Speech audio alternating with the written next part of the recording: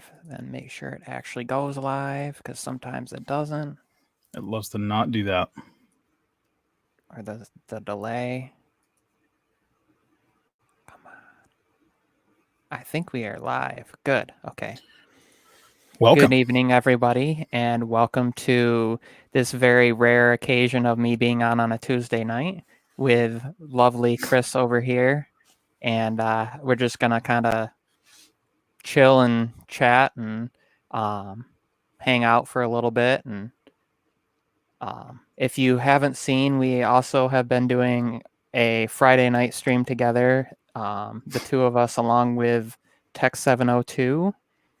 And we will be back to it, I think, this week. I think this Friday. It's looking good. I think we should be back to it. And if you guys haven't seen that, go check that out over on Tech 702's page. I will put a link in the description afterwards. And also later this week, I should be back with the intended stream from tonight with Joan. If you've been living under a rock and don't know what's going on around the country with the coronavirus, basically, Joan is in education, and so because of this, she was forced to work from home. And she's been trying to figure that out because of poor internet issues. So between that and then anybody else that she could gain access to Wi-Fi from to join me tonight was dealing with similar issues. So I just told her, you know what, I understand. Just deal with it. I'll pray for you.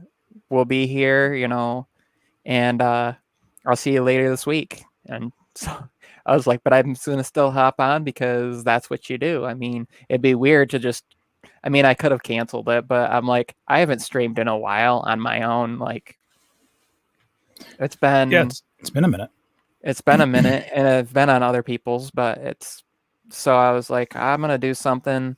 I kind of want to talk about the coronavirus, and I don't want to do it on somebody else's stream and worry about them getting demonetized. I kind of want to talk about some interesting things that I've noticed going on as far as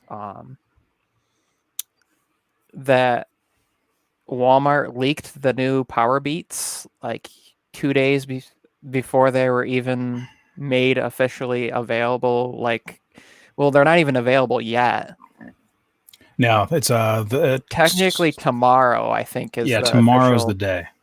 So, but they were like 2 days ago already on the shelves at some of the Walmart stores, and they had to pull them back out.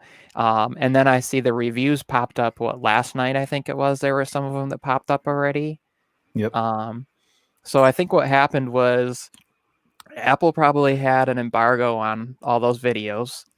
And then the leak happened at Walmart, and they just said, well, everybody knows already, so you just go ahead and put your videos out and forget about it, because it's funny when stuff like that happens. I mean, it's like, how do you react? And right now Apple has, I made a tweet about this a couple days ago, and people are like, what the heck are you talking about? And it's like fish in a barrel. You got people that are working from home right now, people that are surrounded by tech. I think accidental leaks or embargoed stuff, whatever happened, I think they did the right move by at least starting to release the stuff and sharing it versus making everybody wait until tomorrow for more information. Well, and people find out so much early because Apple, with like 13.4, in the code for the most recent beta, it had information about new earbuds, Power Beats, kind of new earbuds that were different, that use the same chip but different than like their AirPods. So people kind of had a feeling. And then the same thing now happened with them registering with I think it's called the EUC. It's like the Europeans version of the FCC for the iPhone 9 and 9 Plus. So that kind of let that out of the bag. But I think since it looks like they're going to be doing all these announcements online anyways, so I feel like it's one of those, I I guess they kind of want to keep it a secret, but at the same time, it's not as big of a deal because you don't have like all the people that would be showing up in person that you kind of want to, have them like the natural reaction in the audience sort of thing. Yeah. So That seems to be their new recipe, though. That's the thing. They tried it. Apple was prepared for this last year. They did the soft launch of a lot of products last year, and it went well. I mean, if you look at back, I think was it actually, what was the date? I feel like it was almost this week last year. I feel like it was the middle of March last year, or I'm getting my dates wrong. But I mean, they did prove that you can do that, and then they did it again with the AirPods Pros as well, if I'm not mistaken. They just kind of slow rolled it and said, here's a press drop, here's the stuff. So you don't have that public reaction. I think they're trying to now save that, where they have so many things. They used to, I mean, I'm going to run they've away been with the doing story. that. They've been doing that for, well, I remember the first incidents where Apple kind of did something like that was 3 years ago. Well, yeah, technically, no, what was it, 2 years ago?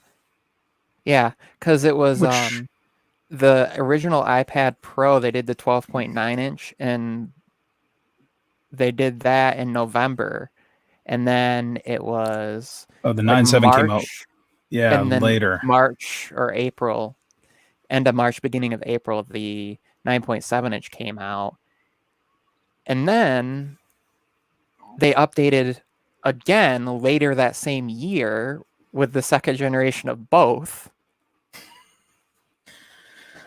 because and that was when Actually, kept they did kept they? the 12.9 inch, I can't remember and though. Did they then update the 9.7 in the fall, or did and then they? they did the 9.7, but they did it to the 10.5 inch, Oh, that's right. That's right. That's right. That and was a then short run. in 2018 they did the third generation, which is the current model that's like what I just got. They updated both, and then they shifted the size of the smaller one again to the 11 inch. So it's like, well, you're going to know which generation you have, because at least if you have the smaller one, because they're all three different sizes. If you have the bigger one, the only guess you might have is first and second generation, because those look the first kind of models look very similar, and then they jumped to the Face ID, no Touch ID, and it'll be interesting to see. So I have this theory that these iPads, because the other thing that was kind of leaked in the updates from some developers having to do with what's coming out soon, other than these iPhones, were iPads. But I think it's just updates to the regular iPad, that they're going to keep the Pros and they're going to do them later in the year. And here's why I'm guessing that. Yeah. It would be weird for them to go from the A12X to the A13X and only have it be one X generation with 2 years in between. But why would they put an A14X on an iPad before the A14 comes out on the iPhone? So what I think they're going to do is they're going to do the iPhones in, like they normally do, September, end of September time. And then we're going to see the new iPad Pros release in November, like 2 months later, with the A14X chips. So that way they keep everything. I mean, they did it before. Like the Yeah. original iPad Pro, like my 9.7 inch, was the A10X. And then they did the A11X with the second generation of everything, and then the A12X. They were always one number behind, but with an X after it. But what's weird with that is that processor was always better than the iPhone one. So like the A12X Right. chip Because it was the is X. faster than the A13. And then Yep. the next, and now they're saying the A14 chip is going to be equally as fast as the A12X chip. That it's going to be the first mobile processor to break 3 gigahertz in an ARM chip. Like, that's crazy to think. I think that I mean the iPad Pros. This is kind of weird. I I tweeted John Prosser at this earlier with one of the. I think I just sent you that link in the chat too. They are saying there were a couple of leaks today saying that there's like new instruction manuals for iPad Pros that were found. There were new iPad model numbers registered with your Asian Trade Commission, and then there was also the what was it? The allegedly this morning, Apple listed 4 new iPad Pro models on its website, according to Engadget. Which, well, whatever. But I think that this is the same. I think this is kind of riding on the same news about people that found the instruction manuals or whatever for them. But they are. I think what you're going to see. I guess the point of all this stuff is I think that you're going to see a slightly refreshed iPad Pro that's running like the A13X, and they might. I guess the thing is, I'm wondering, is are they going to do the touchpad stuff? I mean, this is going to be a 5G iPad. We know that that's a later time. It's not going to be the mini LED. I don't think we're going to see that one. I do think that they could update the Pro and get more runtime, I guess, out of it. Out of the sort of current model before they really renovate it and make something with the mini LED and 5G stuff later on. So this might be like the 6 or 9 month one. Every now and then they like to do that, like you were kind of talking about with the 9.7 Pro. So that they'll do a refresh now and then maybe do like a 5G one in the fall. Yeah, with Apple, the new stuff. And then if they do that, they can take the 2018 iPad Pros and drop those down in price like such a decent amount. Exactly. And then because the starting price on the iPad, like, being $329, and then you jump all the way up to the Pro model, like $700. If they push the current Pros down, they could put those in like the 450 range. I think that's where the Air is do now the new too. one. And I mean, don't forget they took the last Pro and they just called it an Air. The 10.5 Pro. That's basically what they do. Is they and then they drop it to so it's just a regular. It's no X series, so it's like got the A12 processor instead of the A12X or whatever. So they use the previous design and then they put a slightly clocked down. I believe it's the same processor. They just clock it down lower. Is what I believe. That's why they're able to. That's how they are able to do, like, you'll have the A13 and the A13X chip, which are basically the same chip, but one's designed for the iPhone, the other one's for the iPad. I think it just has to do with clocking it and also heat dissipation because the iPad has much larger surface area. A big aluminum shell. Because the actual size of the chip is not much, is like the same size, I do believe. So it'll be interesting to see, though, because the next A series is supposed to be 5 nanometer, which is like... I was wondering about that because they're 7 now, right? They're 7 nanometer processes. Okay. Yeah. So my question is, are they going to be able to break the speed mark by essentially what they'll do is they'll make it on a 5 nanometer process, but they could make it the same size as like their 10 nanometer chip. So essentially you'd have like 4 times because if you think about it, if all your processing is that much more compact, you could keep the chip the same size and improve its speed.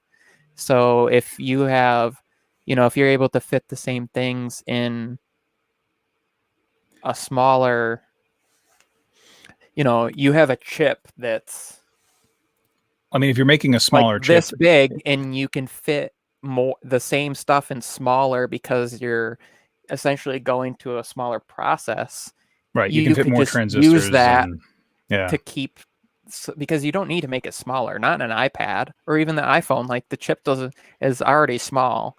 So if you could, because essentially if you went to a 5 nanometer process, meaning everything is 5 nanometer versus 7 nanometer, so that's 5/7 or 0.857% of the size of the original, then you could just use that extra space to get more processing and more processors potentially in the same area.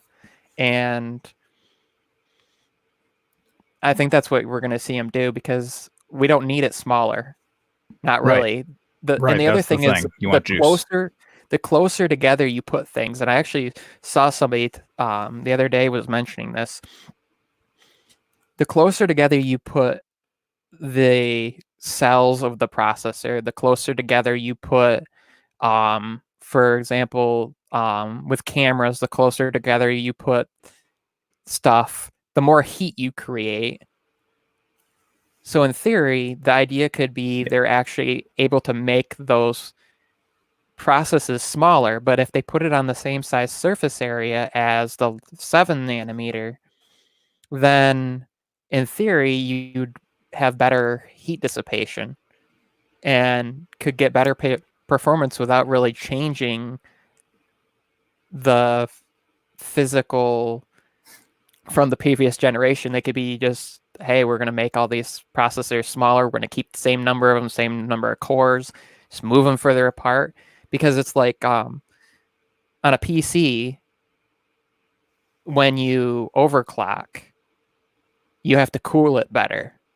Well, they do that by introducing more fans or using liquid cooling or things like that. But in theory, if you could just move those core clock, move the physical processors a little bit further apart, it would be doing a very similar thing. It's just a different way of doing, because in a smartphone and an iPad, you're dealing with the physics of the body. You can't like I think they're gonna true liquid cooling and a fan in your iPad. You're dealing with solid state cooling. So yeah, you just have a big aluminum plate on the back. I mean, that's where I think the iPad and the going to the space, you're talking about the space thing. I mean, there's a whole diatribe going down about, Moore's law and shrinking, and do we need faster things taking up less space? I mean, I don't need a thinner iPad, quite honestly. I love the form factor they've got right now.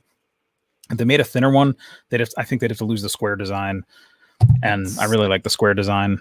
I love it. It's already ridiculously thin. I mean, shoot. Yeah, and so I think you're gonna see what happened with look at the iPhone 11 Pro. I mean, Apple's clearly responding to the needs of the consumer in the realm of adding in more, and things like. And I was gonna pull mine out and show you. Do we really need to go thinner than that? Like, we will. Crazy. Like, if you measure the thickness of this thing, and then you look at like the original iPad and like some of the early iPads where they were doing the weird what do you call it, where like the middle of the iPad was thick and then they thinned it out near the edges, it was still technically the same thickness in the middle. The new iPads are like half the thickness of the original ones because they flattened everything out so much. Yeah, I think they're like 9 millimeter now or something. I think they're like 9. They originally were like 12 or 14 at the thickest part.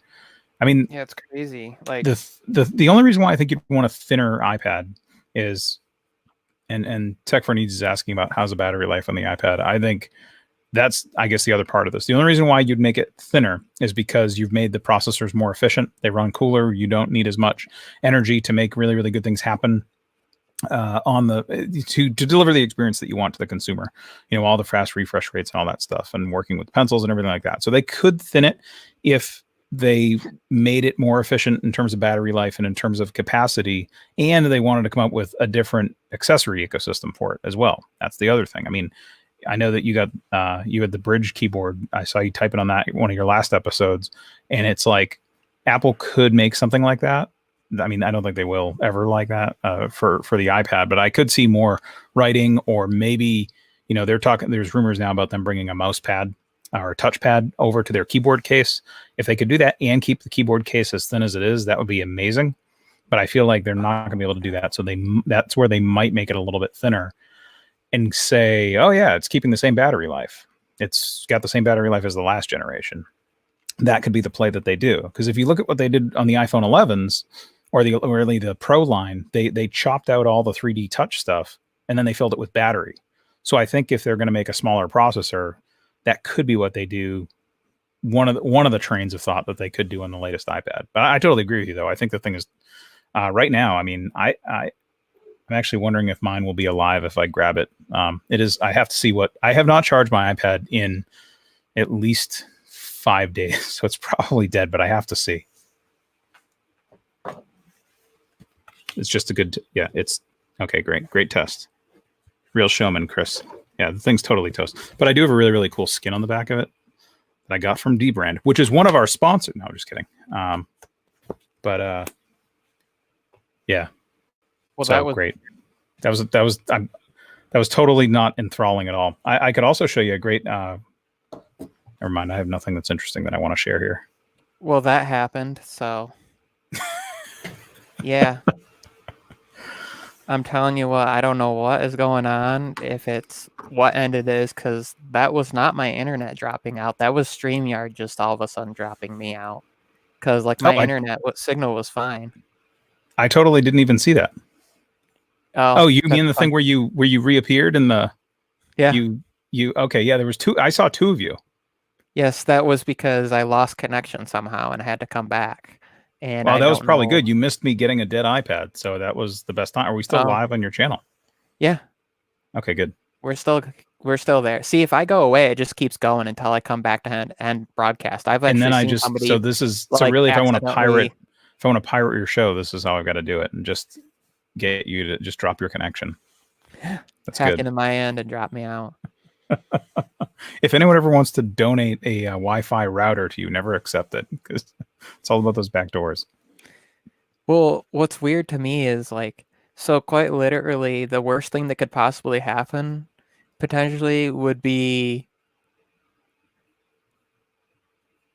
I could quite literally drop out and then have like no way to get in the like locks. I can't get back in, and I wouldn't be able to end the stream. Like I would have to contact StreamYard and have them like somehow go in and drop me out, because like what would happen if like I couldn't get back in? I mean, I could go in on my phone through, but I would only be able to get in. Like I don't know that I could get in as the primary login to be able to end it. That would be a problem. As long as there'd be a cam connection, though, you could just do like the Truman Show, just forever. Well, the never-ending live. In theory, what I could do is figure out how to get in the primary, and then just or go into Twitter and click on the link that I sent you. There you go. There you live go. as a second version of myself for a minute, and then. But hopefully, I don't have to deal with that. That was weird.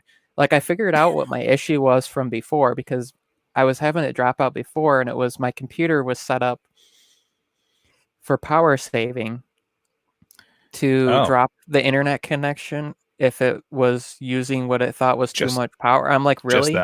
Just the internet connection. Really? I have a 850 watt power supply.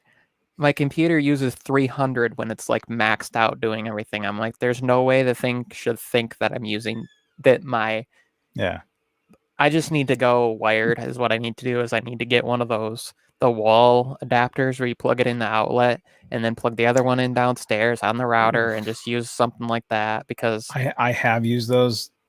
Just if it doesn't work like the first day that you have it, just know it's never going to work.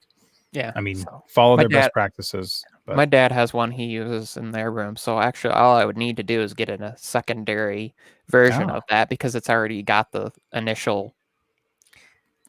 That's pretty good.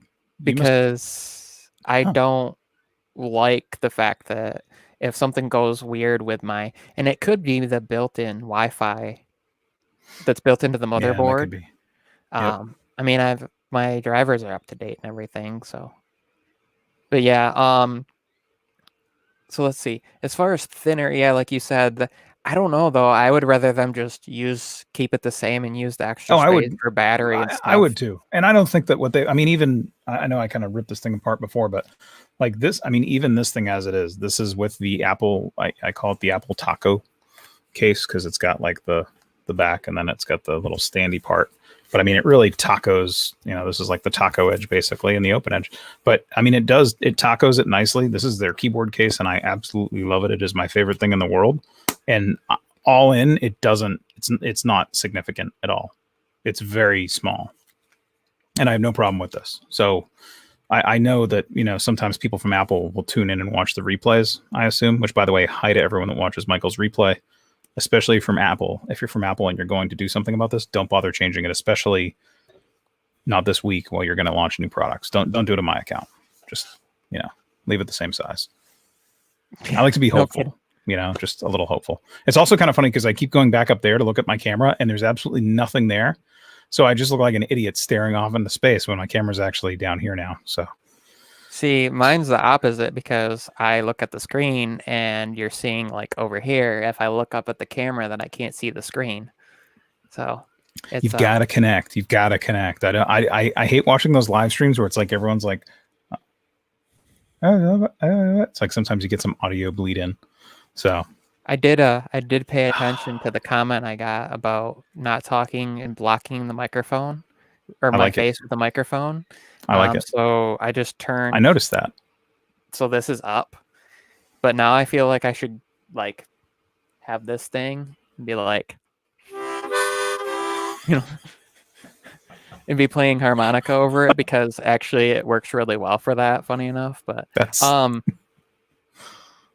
I just feel like the other issue is, and one thing I've noticed is even in 2 generations difference, and obviously as processors come out, the idea is improved battery life. But I actually feel like my new iPad has worse battery life than my old one, but that could be because it's the cellular model.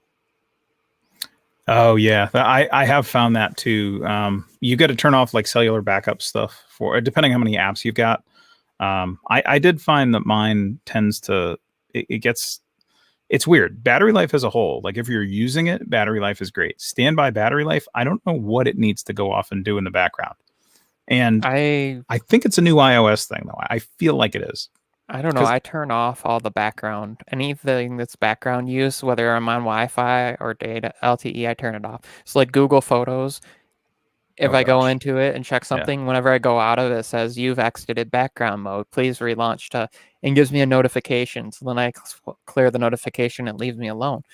But that's a good thing because I don't want to like. You don't want to I mean, I have unlimited data, but I don't want it to be like killing my battery life because I have really. Like I'm in an area that has really low speed or something and it's trying to upload, especially when it tries to upload videos, which constantly fail. And I wish they would give an option to just turn off video upload. Same thing, Apple iCloud, give us the option to specify we only want photo backup. Like none of them give us the option to go and specify like, I'm a YouTube creator. I don't need to back up my like 40 gigs in video. Just turn off video backup and then like let us specify videos that we want to back up. Because that's I would love that option. I would love for actually I mean I have a long list of stuff.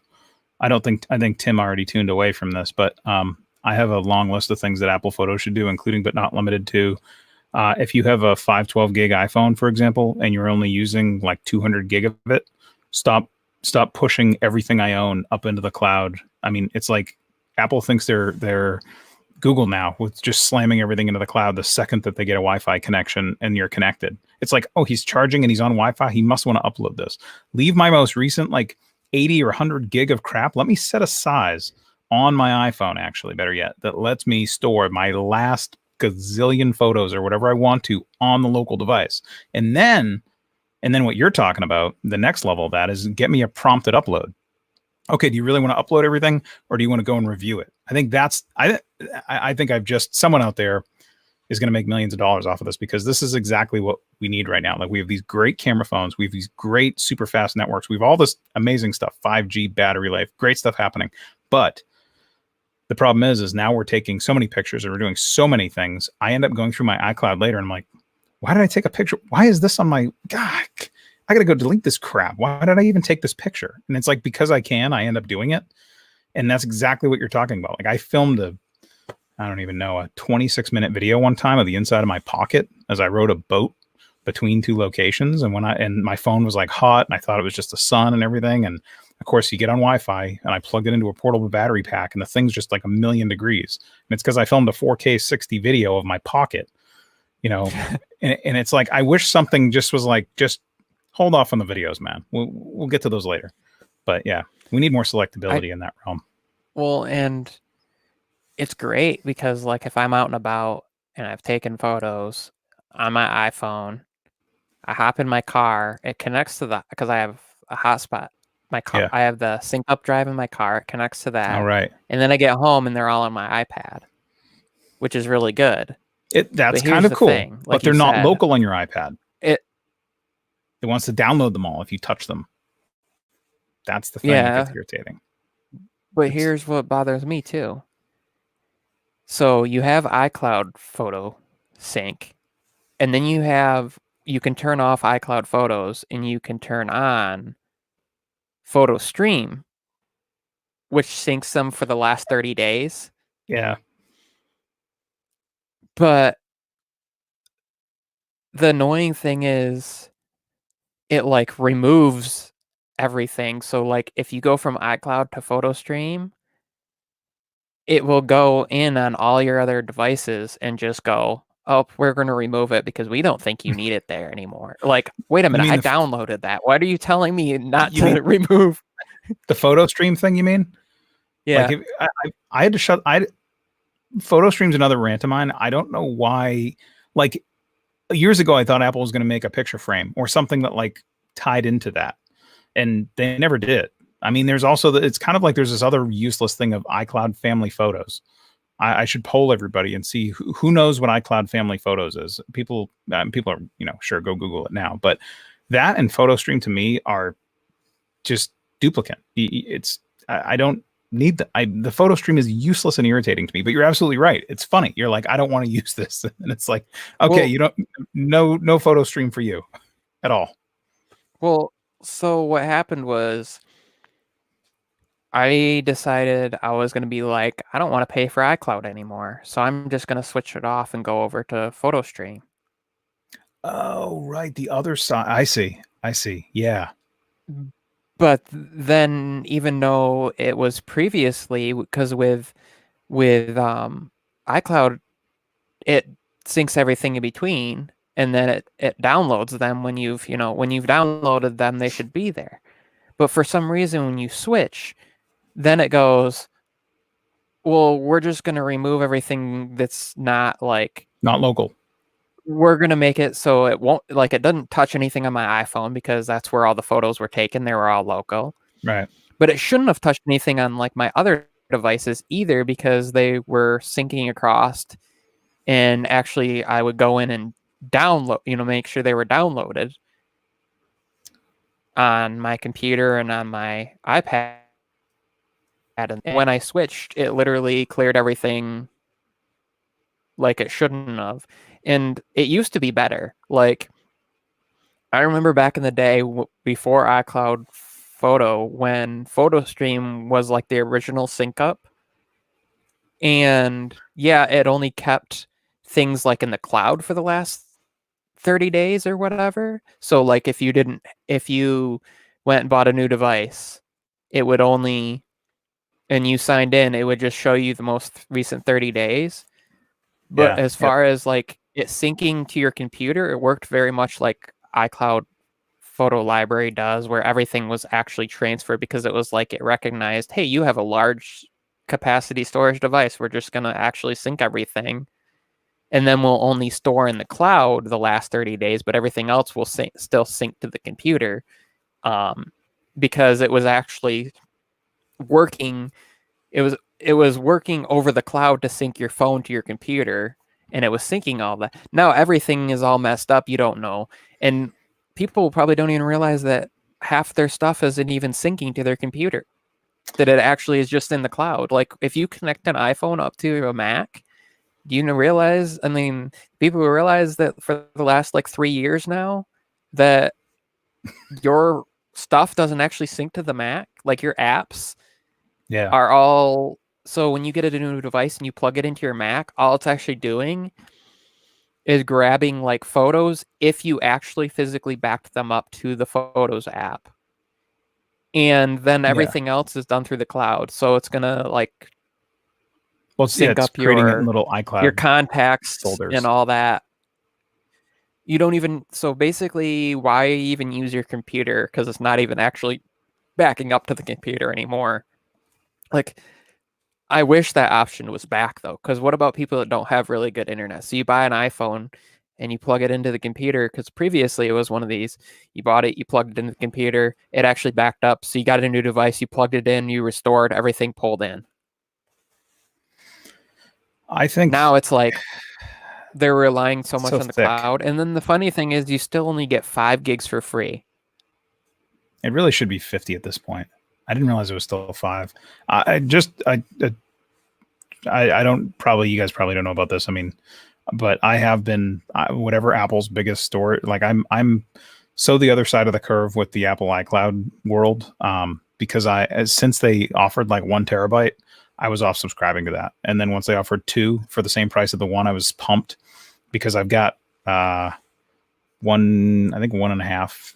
Gosh, what do I have? Like probably 1.2 terabytes of photos, like iPhone and everything else. I used to take my DSLR, plug it into my my big Canon camera, plug it into my iPad, just cellular, and just turn on, cellular, just upload everything. And I'd get back from vacation and be so excited that I had these 30 meg raw files, 50 meg raw files sitting in my iCloud so I could edit them anytime. And then I never would.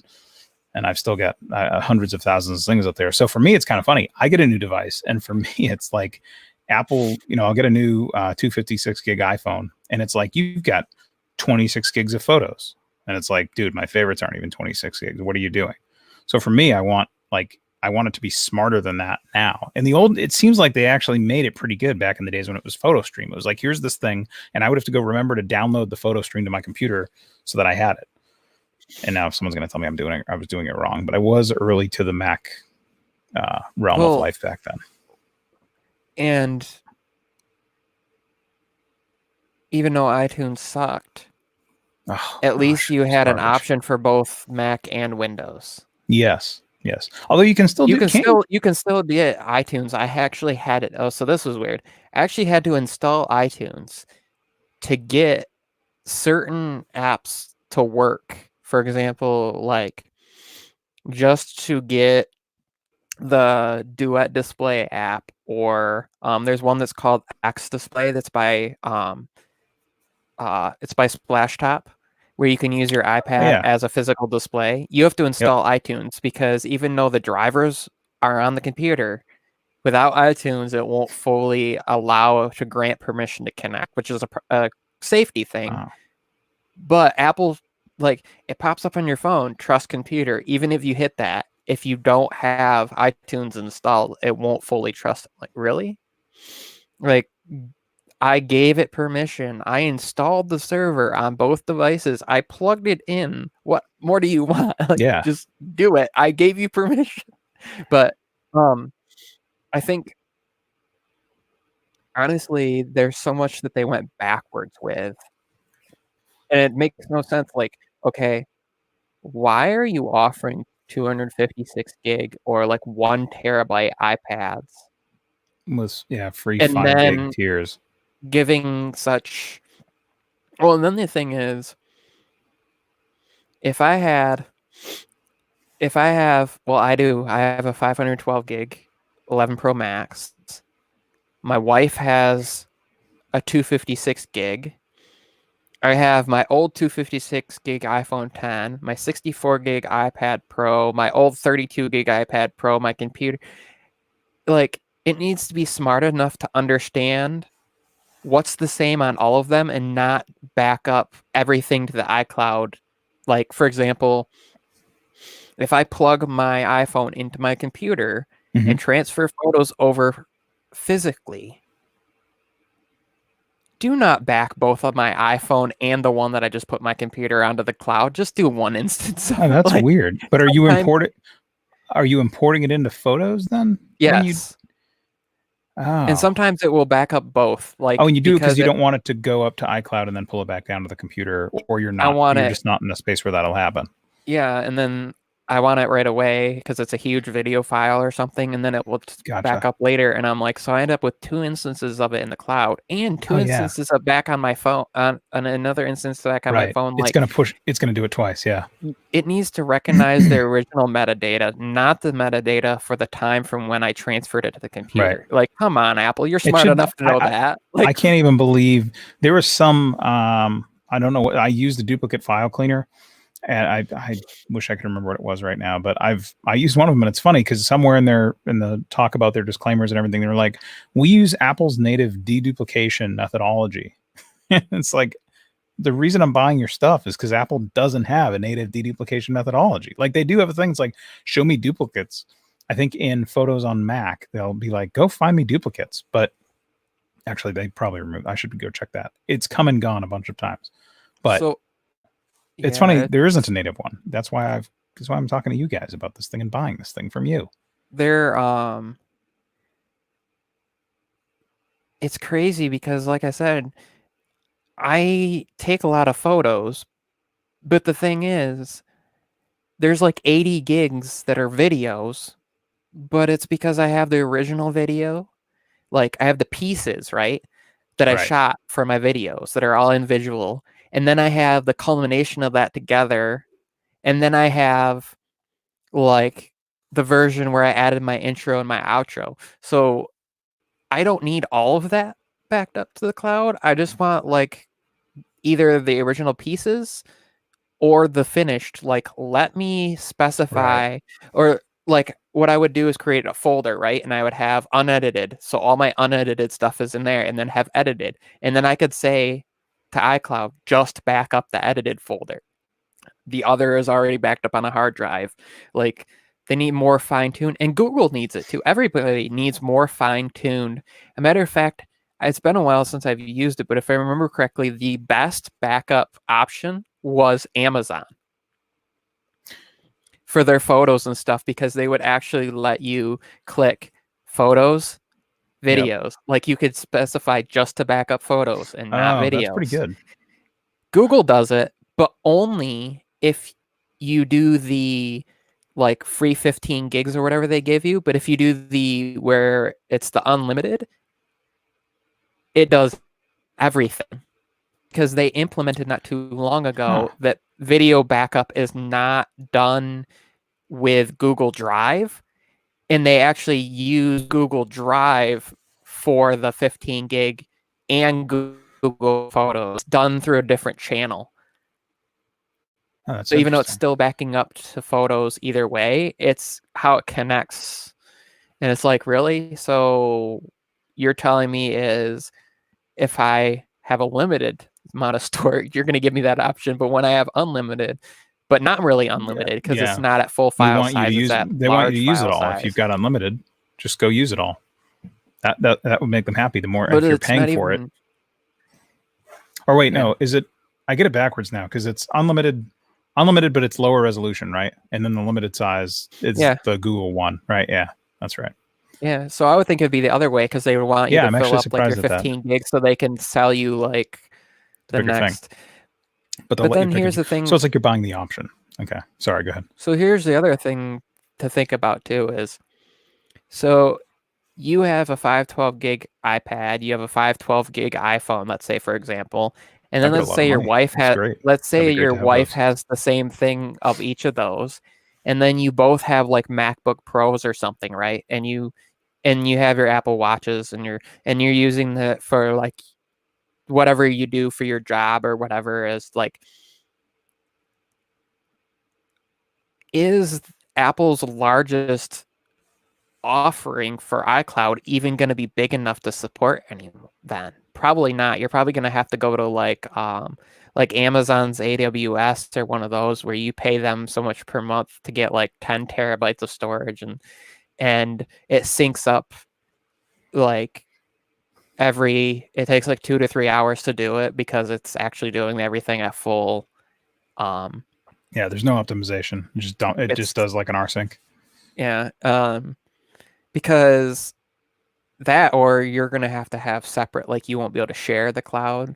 You'll have your separate for sure, because I mean, fortunately, at this point, I'm not using a ton of storage, but I could easily get there pretty quick. I mean, I went from using like less than 10 gig to like 80 gigs worth of storage like that. Right. I mean, So I had to upgrade to the 200 gig iCloud, which is funny because that's smaller than any of my, that's less right. storage than Right. my iPhone. That's bigger than my iPad, but I have a different workflow and it's, but I just wish that there was some sort of smarter understanding of what you're uploading and be like, that's the same thing. And yes, you did physically transfer it. So we're not going to back it up to the cloud because you already have it where you need I've it. had things fail too. That's the other thing. Cause I really, even though I've kind of got like I'll call it my show for someone with like, I think 25 subscribers, people are like, wow, this guy's got a lot of systems in place. Too bad he doesn't have one for making videos. But I have like a dedicated iPad, iPhone, everything like that I use for making, like if I'm making demo videos or recording something or doing something for the channel. So it's not my personal stuff. But on my personal stuff, I still end up like flipping iPhones in and out of that rotation. Like I have kind of an iPhone XS that I dedicated for like channel stuff. But if I want to move the 11 Pro over and do something over there, so what I end up doing is erasing things and then restoring them. What I'm always blown away by is on the restore, I'll plug my iPhone in and it's like, so I'll nuke the iPhone and whatever, it'll be half full and I'll restore it and it's like a third full. And then and then for like a month, everything I go to download is like, oh, we're downloading. It's like, you idiots want to back up everything off of my phone. And I mean, a lot of times they leave it on your phone, but you'll back up everything. You have no deduplication, no nothing. But when I put the things back on my phone, it's like I don't know if you've done this recently, but it does seem like they put your favorites. They try to make sure that your favorites are loaded locally, unless you're a crazy person with thousands of favorites. And then they're like, all right, screw this guy. We're just giving him some stuff and, whatever he wants, he can, download it later. But they need it both directions. Like I want to have my favorites. That's good. But like, give me a swath of stuff. I'm kind of repeating myself from earlier, I realize. Yeah, but that's, I agree. It's like, oh, and then here's what gets me. This is one thing that I wish that they would do. You get a new device, you plug it in, and it asks if you want to restore from backup or if you want to do it as a new device, right? So like when I got my new iPhone and I selected my old iPhone as backup, when it's done, it should pop up the option saying, do you want to delete Michael's iPhone X from iCloud? Right? Yep. Like you got a new device, you connected it. It should ask you because they're like, I didn't even think about it. So I went in and deleted old backups. Yeah. I forgot, like I had one, and I had restored my Mac Mini at one point when I went from hard drive to solid state. So it's all the same stuff. It's all hanging, yeah. But it's double backups. So I went in and deleted, and that got rid of a lot. That brought me back down to like 30 gigs instead of using over. And I'm still going to pay the $2.99 a month instead of the 99 cents a month to keep the 200 gig because then I don't have to worry about it. And it will make my video stuff so much easier because now I don't have to like plug my iPhone into my iPad and wait for that to transfer over. It will really just be there usually. Like, and AirDrop is nice. That's the other thing though, is like, I feel like the system should be like, oh, you AirDropped it over, so we're not going to use the other. We're not going to use iCloud to transfer it because you already are, you already got it there. Yeah. And it does some things every once in a while, right? And then it kind of, but I don't know. I just feel like there's so much for having this great ecosystem. There's so many things that still lack. I mean, iMessage is a funny thing to me. Like, really? Getting it to make sure that you actually are using the right accounts for it to sync everything from, and like the right account for it to start conversations from, so it's the same on everything. So you don't like terrify your friends? Like they send you a message about like, hey, you want to get lunch tomorrow? And then you reply from like the email address that they didn't know that you had out of the blue from your iPad and go, lunch tomorrow would be great. And then they screenshot it and send it to you. And you're like, I don't understand what's going on. And they're like, this is so creepy. Some guy just asked me if we want to go to lunch tomorrow. And we're talking. And it's like, oh yeah, sorry. Homewrecker84 at Gmail is actually my other, email that I use for this. And it was funny to me because, so we were on AT&T, transferred to T-Mobile. AT&T basically messed stuff up when we transferred. So they had transferred the wrong phone because we were going to keep our iPhone 11 Oh Pro Maxes with man. them. So now it's like $3,000 to pay that off. So our accounts with them are frozen right now, basically, Holy which is crap. good because at least they can't go up in price. You know, they're not charging a plan every month then, Yeah. which is Wow. better because that would be, another 300 every month or whatever. Yeah. So anyways, so but what the problem is and you probably know this, if you have a phone number that you use with iMessage and with FaceTime and stuff, right? Mhm. As long as that account is there, like it will give it as an option, but if that number is not actually active, if somebody were to iMessage it, it still won't go through because it's going to try to go through their right? So like if you just have like I just have my phone number as the only thing, Yeah. or I didn't realize that somebody wasn't iMessaging me through my email, they were iMessaging me through my phone number. I wish I could pull that out so then when I send them a message, it would send like I did this, but not everybody realizes this is how it works. So then like you go on your iPad and you send somebody a message and you want to say, hey, this is how you're gonna have to get a hold of me. Um, if you want to use iMessage, and then I also sent them my phone number from my 7T. Um,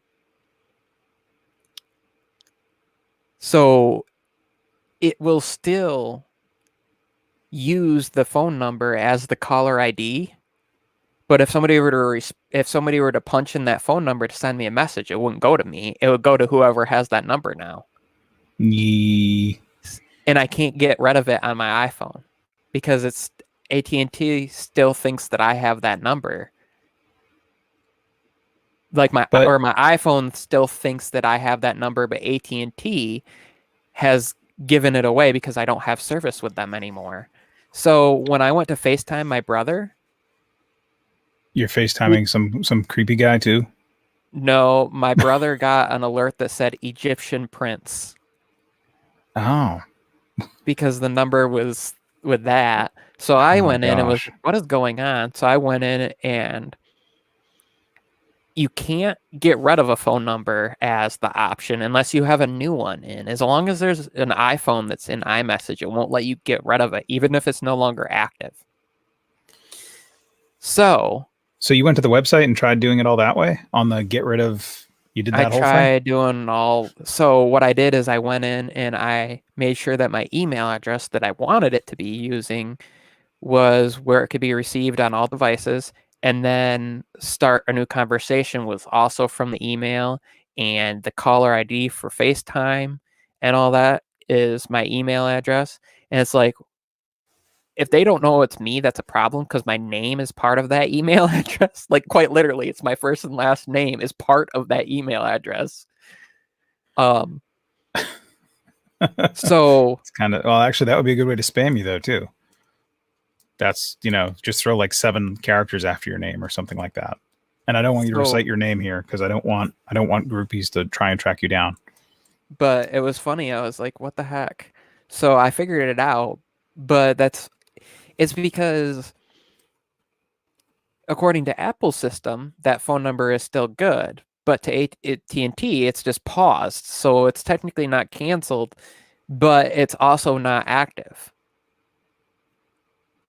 That's weird. We should trouble. I mean, not online here. I mean, we we should do dedicated live for troubleshooting it, but we'll be exposing all your personal information.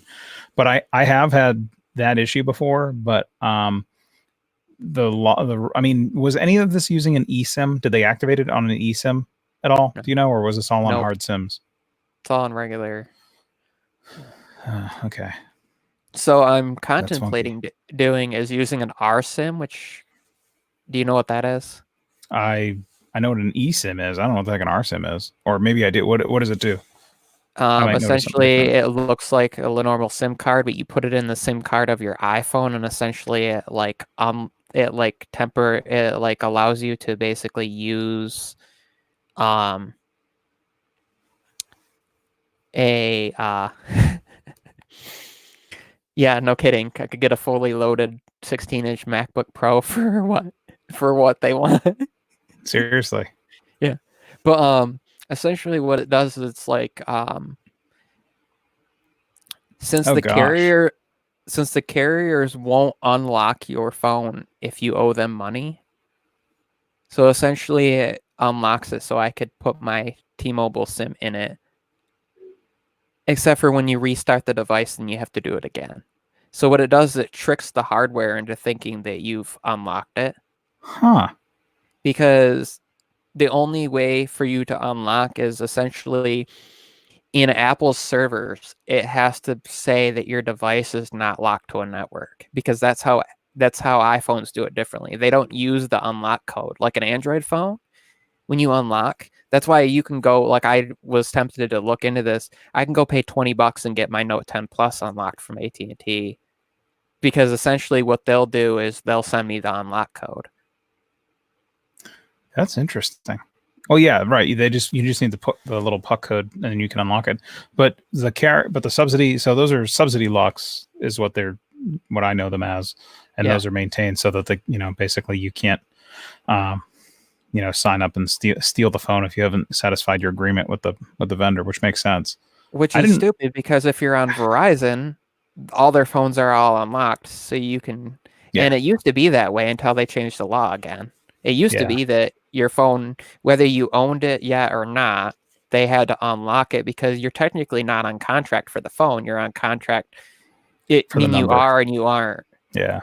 But technically you're paying. So the thing that sucks with that is imagine this. So imagine you go out and you buy a $1,450 iPhone 11 Pro Max. Yeah, and you are 22 months of 24 months into it and you can't pay your last two payments. Essentially, they would have you for $50. Right. So you would have paid like $1,400 of $1,450 and you still would get locked and still have to pay that plus whatever other they want you to. What if you can't? So now you're stuck. Yeah. And you can't even use the device. You can't like go get a prepaid card for like $10, because let's say you're on Wi-Fi and you don't really need data. So you go pay $10 for like calling and texting or whatever. You can't even, there's no,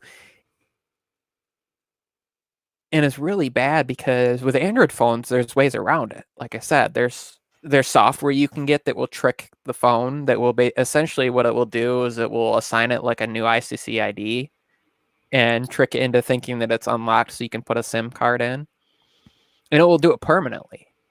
Wow. But with an iPhone, because you need to like root it though, right? Or something. No. Right. No, that's wild. But with an iPhone, because of how the carriers are and how Apple is, the carrier, it's not even necessarily up to just you tricking like the carrier, like it's not even up to somebody basically you paying a service that then communicates with the carrier and basically with their server and puts it as like an unlocked device. Because Apple's server is actually what it's communicating with and has to give it permission to work. To set so it there's free. No way around it. Right. Like I can't even, not even a jailbreak will do it anymore. That's the crazy thing. Because it's server. That. So every time you, so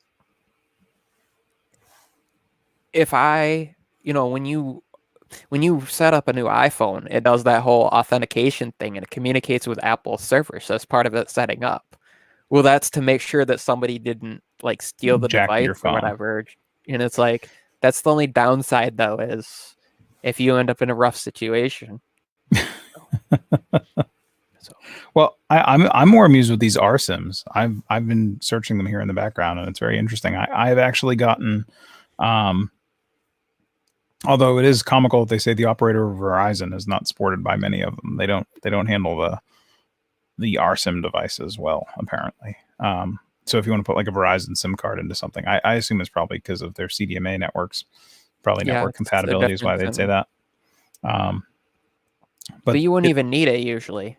Right. I mean, a lot of the time you do still want, just to be clear, if anyone's watching at home, you always want to have a CDMA enabled iPhone, because if you don't, I'm sorry. If you're doing Verizon stuff, I mean, you don't always need a CDMA, especially because Sprint and Verizon are the only two with it. But On an iPhone, it will try to go to like an optimized signal, and it'll like do a handoff. I did this for a while with the GSM only iPhone. I was like, who needs any of that crap? We're all in 4G land. And I would realize that my phone would basically hand itself off to nothing because there was no 3G to hand itself off to, and it would just die. And I would go into no service zones. So, well, it's the same thing with like Visible. If you want to use Visible wireless, they work on LTE. They don't actually use the normal. That's why not all phones are compatible with it, because I it was has wondering to have about the right that. LTE bands. Okay. And so that's a similar kind of idea. It's like,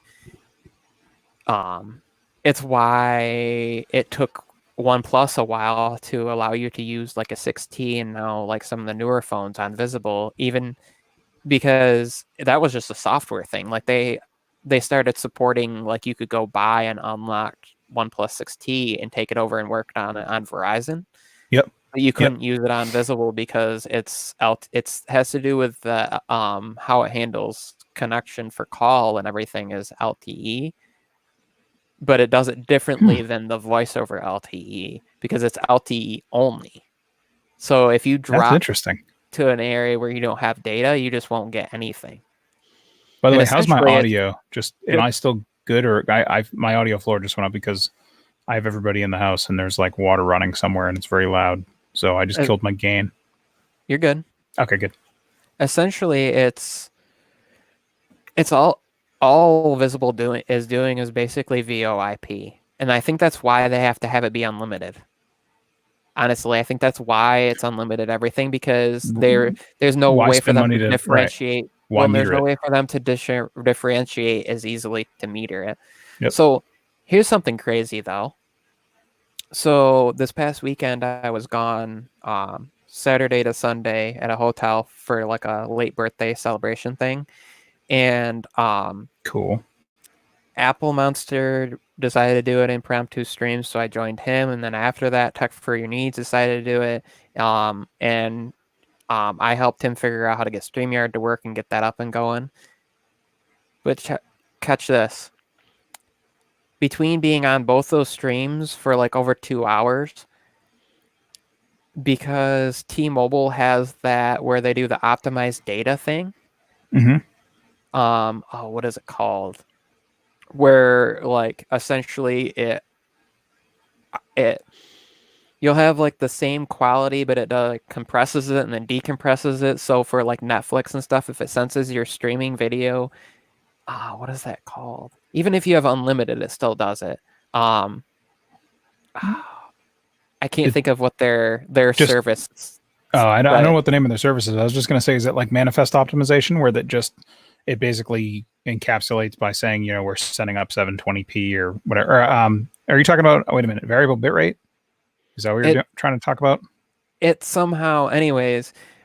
What was crazy is I only used 89 megs of data on my LTE in like Holy 2 crap. hours of live streaming. Wow. And then I was like, is it not metering correctly? Like, is my local device not picking that up correctly? So I went, and that was in Safari. So I went in Safari and did a speed test, just, the normal Google speed test, not the Ookla one. And I did that like twice. And I was all the way up to like 300 because it does. I was all the way up to like 389 because it does 150 meg packets when you do those speed tests. So I'm like, nope, it's metering correctly. It's just that's ultra efficient. Yeah, so I'm like, wait a minute. So you're telling me is I could probably have like, well, and it might be because I was joining somebody. So I'm gonna do a test. I'm gonna clear my iPad once the month is over, which is only like a few days away. I'm gonna clear where it stores how much data you're using for everything. Yeah, and then I'm gonna do a live stream, and I'm gonna see how much it uses if I do it from my end. I have to figure out how to get it to work first. So this is a weird thing to me. So I was able to go on Chrome on an Android device and connect to StreamYard and actually initiate it, right? Like full on, like the view I have right now, not joining a stream, like initiate it where I have access to everything. I can invite people. Okay. I go into my iPad. It doesn't matter what browser I'm using. will say you need to go to a desktop, even when it's in desktop mode for StreamYard to create a. Isn't that weird? That is weird. But it must be that I think it's because all these browsers use the same background for running as Safari does, because Apple basically, it's that the language that they use for coding for the app. Essentially, Apple's opened that APK or whatever, and that's the same one that Chrome is using. So it doesn't matter what browser you're using, because they aren't using Chrome isn't using the same as they would be using on Android. So essentially, it doesn't matter unless Apple opens. But what's weird is I can join a StreamYard in Safari. That's the only way I can join it, actually. If I try to do it in Chrome, like on my iPad, like if you started a stream and I tried to join, I have to join in Safari. That's weird. But I can't I've create one. never been able to get Isn't that StreamYard weird? anywhere to join in Safari at all. So That's the weird thing. I do it all the time, but I have not been able to initiate one. So I'm like, so wait a minute, I'd have to pop open my Android device, initiate one, and then join my own stream from like my iPad, and then just not show the second version of me and mute it, and then I could get it to work. Or like remote desktop into my computer, launch it, and then like join it from my iPad, and then do it like in a roundabout way. So we'll see. My next bit of interesting experiment that I want to try is I've been using this app called Shadow PC, where essentially it's a virtual in the cloud computer. So it handles everything on its end, and it has a gigabit connection, like hardwired, basically like a server. And then so I'm using this, and if anybody's interested, I do actually have a code and it gives me like $10 off a month, and then you like $10 off your first month or whatever. So if anybody's interested in trying it, let me know. I'll send them a link. But essentially, it doesn't really matter what speed my connection is, because as long as it can handle like 720p or 1080p video, that's all it's doing. So like essentially I could have the remote computer streaming 4K video on YouTube, but then it's forwarding it to me based on whatever speed my internet is. So what was funny is, since Apple won't natively let you stream more than 1080p YouTube on an iPad, no matter, or any device, yep, even though technically an iPad is higher than 1440p, I actually used this Shadow PC and launched it in 4K, and then it's just going to stream to me and then show up at the resolution of my iPad. And then I went in and just set the resolution of the desktop to the same as my iPad, so I didn't have any bars, because by default it does 1080p. Now, technically it's not true, because I have the lowest tier plan, which only supports 1080p, but you can do all the way up to 4K. So like in theory, wow. Oh, and they updated it to work better with Dex now. So like I had my mouse and my keyboard plugged in with this adapter here into my 4K TV. Now, the only thing is, as of right now, I can't get anything higher than 1080p output from Dex, but it's pretty cool potential. Like, think about that. Quite literally. So here's the funny thing, though, is the tiered version that I have of this is 12 gigs of RAM, 256 gigs of storage for this cloud PC. Yeah. That's the same options that my Note 10 Plus is. 12 gigs of RAM, 256 gigs of storage. Yeah. Isn't that funny? Yeah, that's wild. So, but which one's taking up more space? I mean, that's the thing. Is this like a Raspberry Pi that they're running? I mean, it's clearly all virtual, right? I mean, the Shadow PC thing, I assume, is 100% virtual. They're just allocating it for you. No, it's a full on like it actually took them 4 weeks from when I subscribed to actually get it set up because it's a full on like you have your own like it's not a server rack that's running like 15 machines off from one mask. It's actually like I have a 3.4 gigahertz like quad core it's like a 4 core 8 thread processor and Wow, like actual that's the differentiation with them. that is interesting. It's so. What is? I mean, I work with cloud technology. I understand what it does, but what is the shadow PC? What is their target market? I guess I'll say, or what is it? Just people that want to have. I mean, you can run whatever OS you want on it. You can do whatever you want to do on it. And thank you, by the way, Check the Tech, for your sanity check. Thank you. So I mean, essentially, it's running Windows 10, and there's no like, oh, you can run Linux or whatever. It's just running. But the idea is for gamers. But you can also use it if you're not a gamer. So like a lot of the options that are out there, like oh, what's the one now? Nvidia. What's um their streaming, their new streaming Oh, service? That's the not Shield something. That's the no. What the heck is it? and then Google has Stadia. Yep. And with Google Stadia, Oh, GeForce Now. That one. yeah, That thing. GeForce Yeah. Now. With those, the Yeah. thing is, you're paying per month for streaming, and you're streaming games, and you're either paying for them. You're paying for the service, but then you're also paying for the game. But then all you get is for gaming. So the idea with this is you could you could pay for the highest end option, which I think is like $50 a month, but that gets you 32 gigs of RAM and like a what is it, 8 core processor, I think it is. So it would be like my actual PC that I'm using right now, but in the cloud.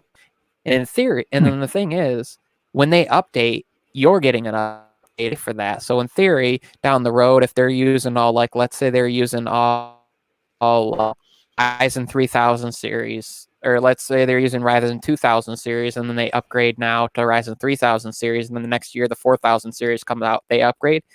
You're not paying that cost. You're just Right. You just paying got it. your It's just sitting subscription. there.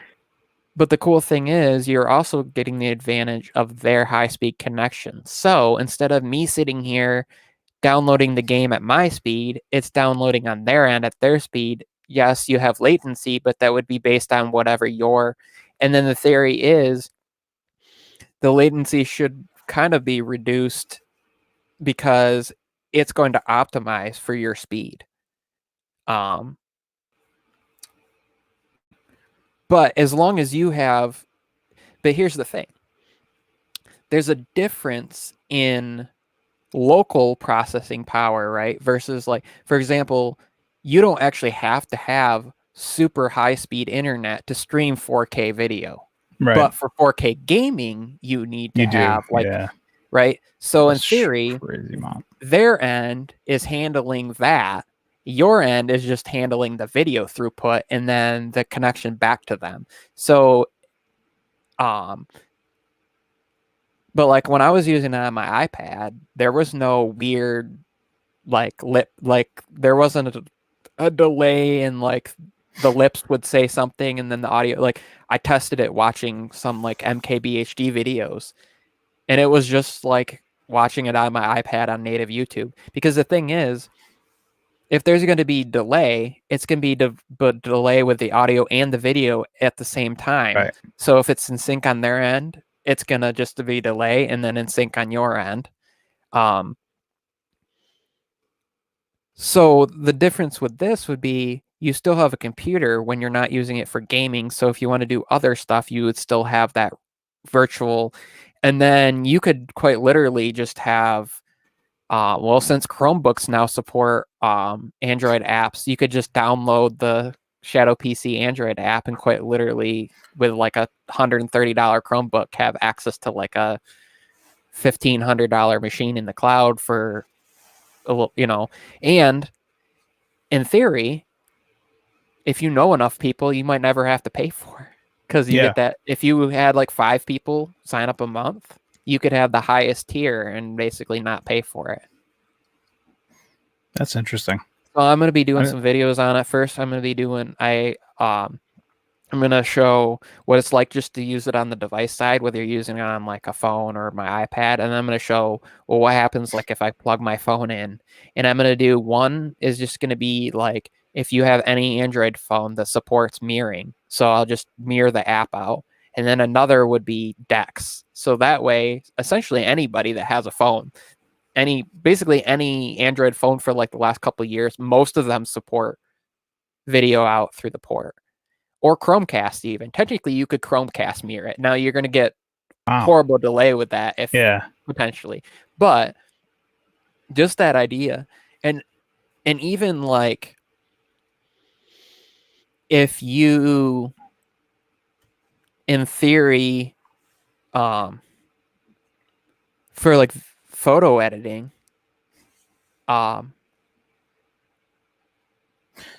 like what if you're one of those weird people that happens to live in an area that has really good upload speeds but not the greatest download speeds? Like for example, we were at the hotel and I got anywhere on my LTE from like 10 meg to 40 meg down, but I was getting like 60 up. So what if you were one of those weird people that got like that had like T-Mobile LTE, and for some reason you were getting really good upload speeds but bad download speeds? Essentially, you could upload those videos or photos to there, and then their end would be the processing, and then you're not worried about the download because you'll just send it off Right. You with their pick it up end. later and push It's it up. just Yeah. getting it to them. And it supports things like, well, if you're doing with a computer, I haven't tried to see if I could get it to work like plugging in the thumb drive into the adapter in through Dex if it will recognize it. But I know like on a PC or a Mac, it will actually recognize your USB port. So like you can hook a printer up on your end, a hard drive, I think a webcam even, and it will Wow. send that through to them. Now, obviously, some of that's affected by latency and stuff. I have a silly question. Being a Samsung, I don't want to say I'm a Samsung noob again, but as you guys know, if you watch the Friday night ones, and as you know, I've been away from Android for a bit, and I've kind of come back. But is Dex really just like a Thunderbolt 3 to HDMI connection, or is there some intelligence in there that does something more to it?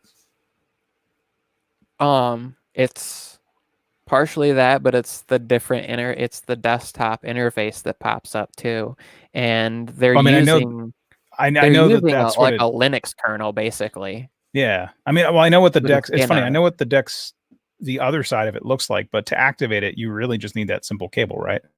You don't need Yeah. to actually go buy the Dex cable or the Dex pad or any of that crap, right?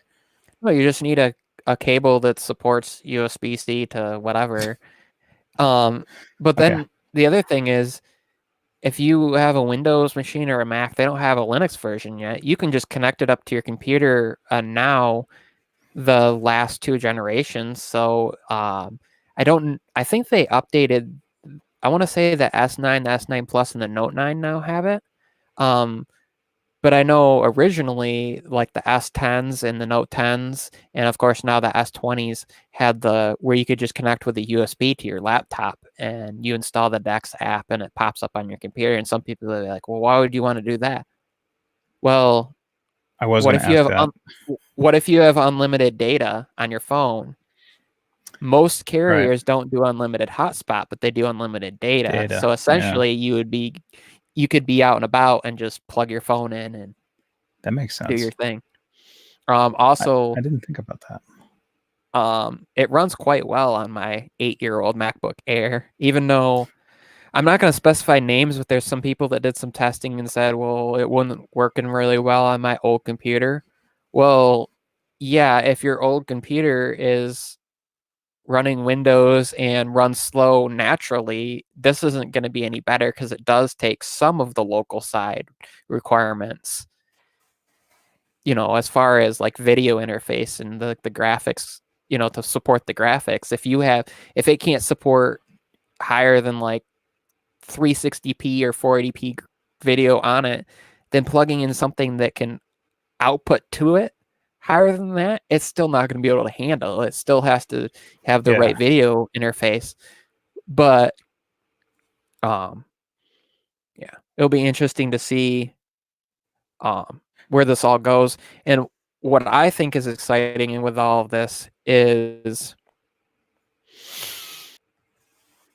besides everything, 5G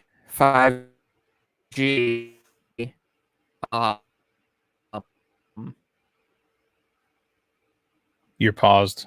Am I paused? Cloud to a lot of okay, you're back. That was weird. Yeah.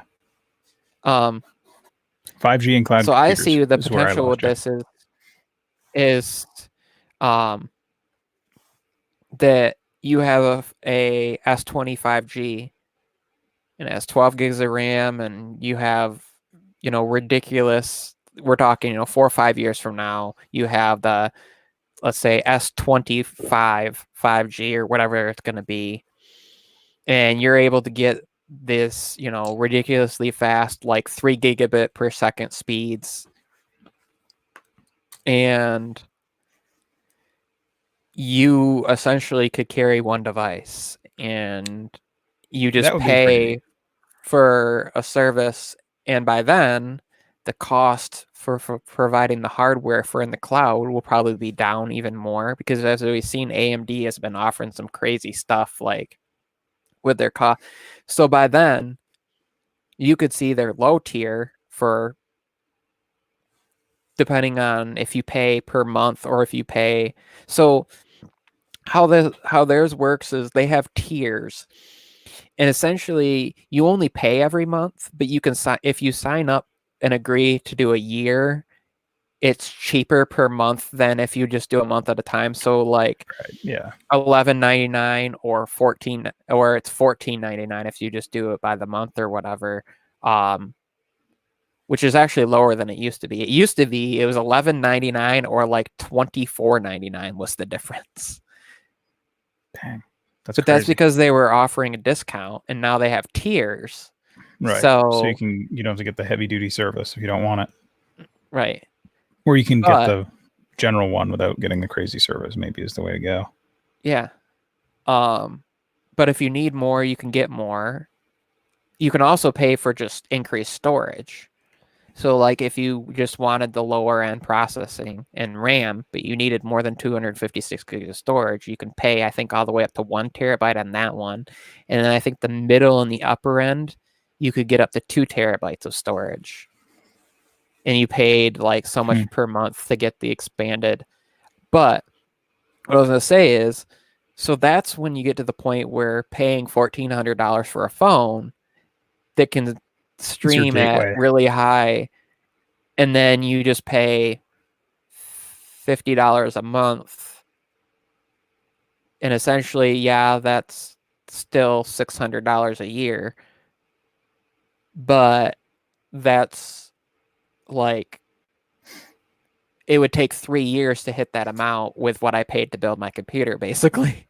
So yeah, that's weird. I don't know. I mean, I feel like virtual. I feel like for me, the thing that we need to get to is and Apple's everyone's kind of got it. We just need a thing that is unified and it understands our intents, and that like the intent of what I want to do. Like I want to take a bunch of pictures when I'm on vacation, and then I come home and I want to edit them, and I'm probably going to want to edit all the things from my trip. So my iPad should just, and I swear I'm not just tricking you into talking about Apple Photos again, but like the cloud entity or the cloud deity, whatever it is, it pushes the right things into my iCloud or onto my local storage of my iPad, because I've just come back from vacation, and thanks to Gig Up and Down on 5G, which, by the way, I was trying to do a speed test in the background. I'm not on 5G, but I'm absolutely amazed at the abysmal service that all the carriers have right now in the middle of this incident that we're dealing with. But my thinking is like, forget the whole PC thing in the middle, just turn it into, cloud, like smart cloud storage with better attachments and better services from our, if it's the robot or it's the fruit, whoever it is, whoever your belief is in that realm, give me smarter things there, so I don't need the PC. Because I mean, I could go off into futurism, and I won't. But it's funny that you talk about abysmal speeds, because we were over by Lansing, and we were literally like right near Michigan State's campus for the weekend. And I was getting, like I said, I was getting like 50 up and 50 down on T-Mobile, on LTE. But I go out to somewhere where there's like hardly anybody, and my speeds just go. Yeah. And that's every carrier here, though. Like every single one of them. Even Verizon is like, and Verizon's actually the worst for us now. Like I'm talking about like less than 1 meg here. Holy crap. Yeah, Verizon is so for me, Verizon is the best. I think I can return my there. Everyone can listen to my Switch fans running now. For me, Verizon is the best, which is why I'm blown away that sitting here, speed test is dying. Because I noticed on my Ultra, I have an S20 Ultra, and I noticed on the Ultra, I really wanted to see if it would do it now, because we're sitting here like live. It was getting like 150 up, 170, or wait, about 170 down, and then about 120, 150 up, and it is not going to do that tonight. Never mind. On Verizon, which I was blown away by, because my iPhone doesn't do that at all on LTE, and allegedly LTE Advanced and all that crap. And I was just impressed with what the 5G Ultra did. Oh yeah, now it's like it's dirt. 1 up, 29 down. I can't complain. I mean, it is 29 down. That's where are we at here? I mean, gosh, I've got to get my orientation. And I'm like, why isn't it even showing the right data? There we go. I mean, I don't get the greatest thing on T-Mobile here, but like, I mean, well, right now I got it blocked with the blanket behind me, so I'm only getting like 4 down and 1 up. But I mean, I'll usually get 10 to 20 down and 5 or 6 up, which isn't great, but compared to the fact that everything else gets like less than 1 each way.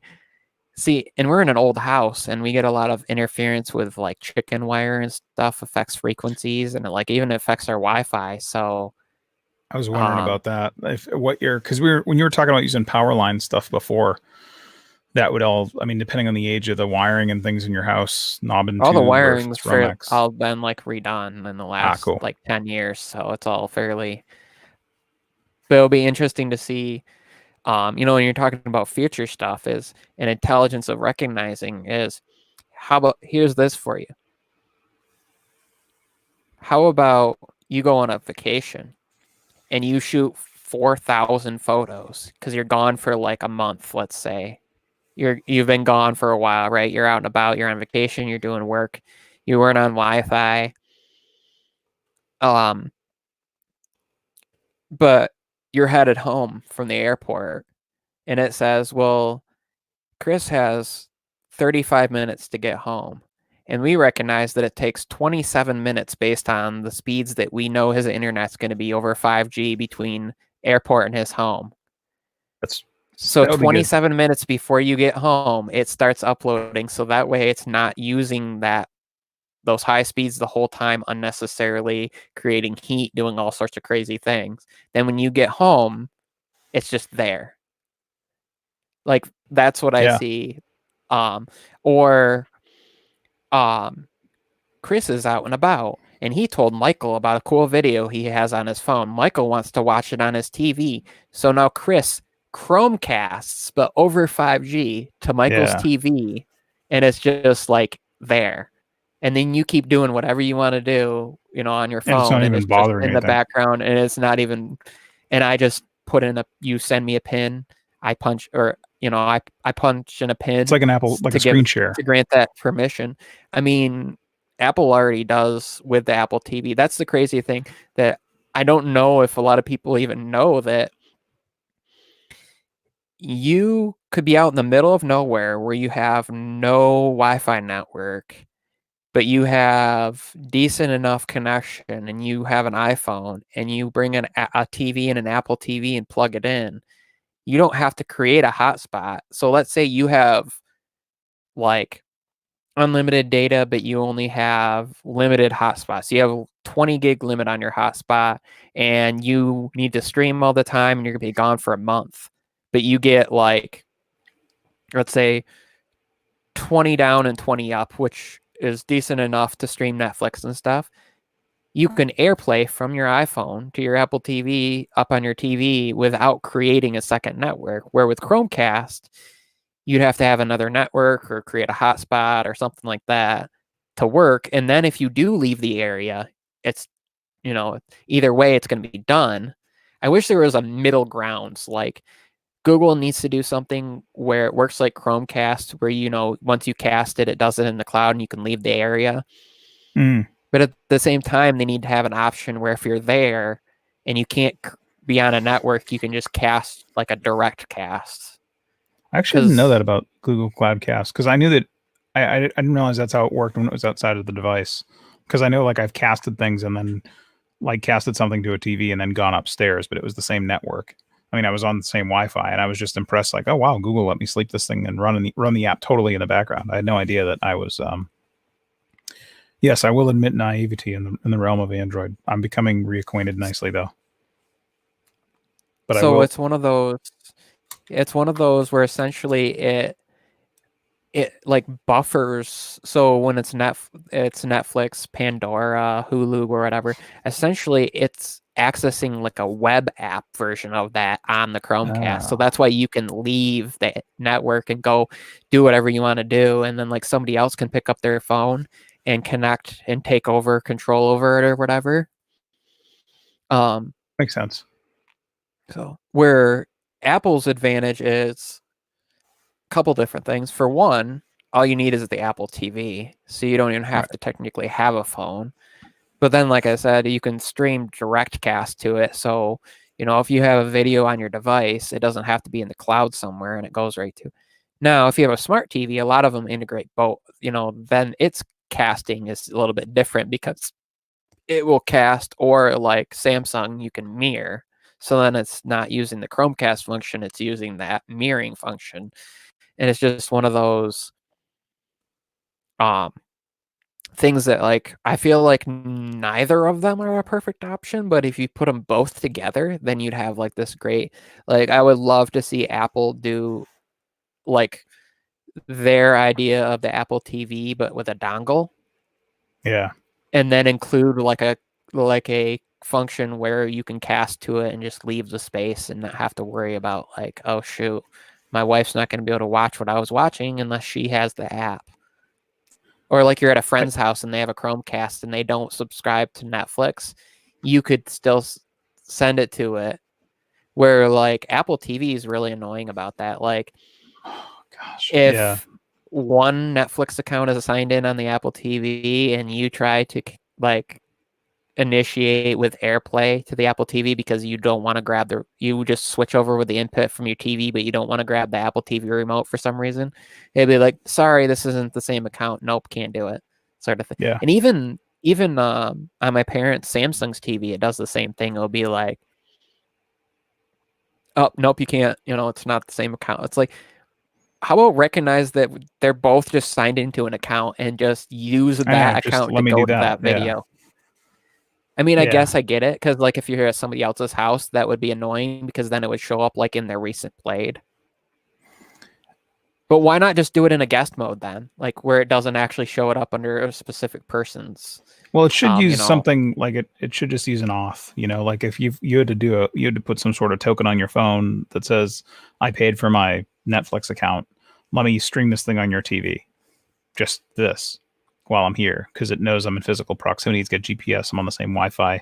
I'm going to push this thing up to your thing. But I know everyone's going to say, oh, well, you can do that already if you have AirPlay. That's not what I mean. I don't mean that way, like screen mirroring and all that crap. I mean, like, let me just do the independent thing in the background and let it have a key, kind of like what Google does. And by the way, I have to apologize to Dr. Donna Walter, because I was totally messing around with her, and I told her that you do not have a blanket behind you, that it is a recreation a rendered creation. What did I say here? Something that I thought was really funny at the time. It's a high-end render we had done of the Verizon signal near your house. It's not a blanket behind you. It's just a signal render that we had made custom for your studio. It's not a blanket. And I feel bad because I have a really, really strange sense of humor, and I will totally utter stuff like that sometimes. So I was not picking on you, Dr. Donald Walter. I was just being really, really creative at that moment. For what it's worth, though, I have a wooden phone case. So, if we might be picking on you for having a Windows phone, but I have a wooden phone case on my phone. Okay. So just remember that.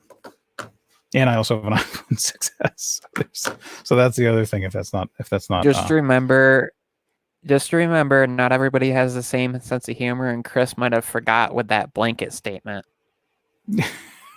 I have that's my sense of humor, like the literal and the figurative terminology, like blanketed statement, quite literally. Hey, at least it looks nice this time. It's not like all like weird. I mean, there's shadows and stuff in it, but I tried to get it so it looked okay. But yeah, so I think I found what I'm gonna do for my lighting though. Actually, I was at Walmart and they have a kit where it's $40 and you get the Philips Hue like hub and 2 bulbs. They're only white, and then $20 you get a RGB strip.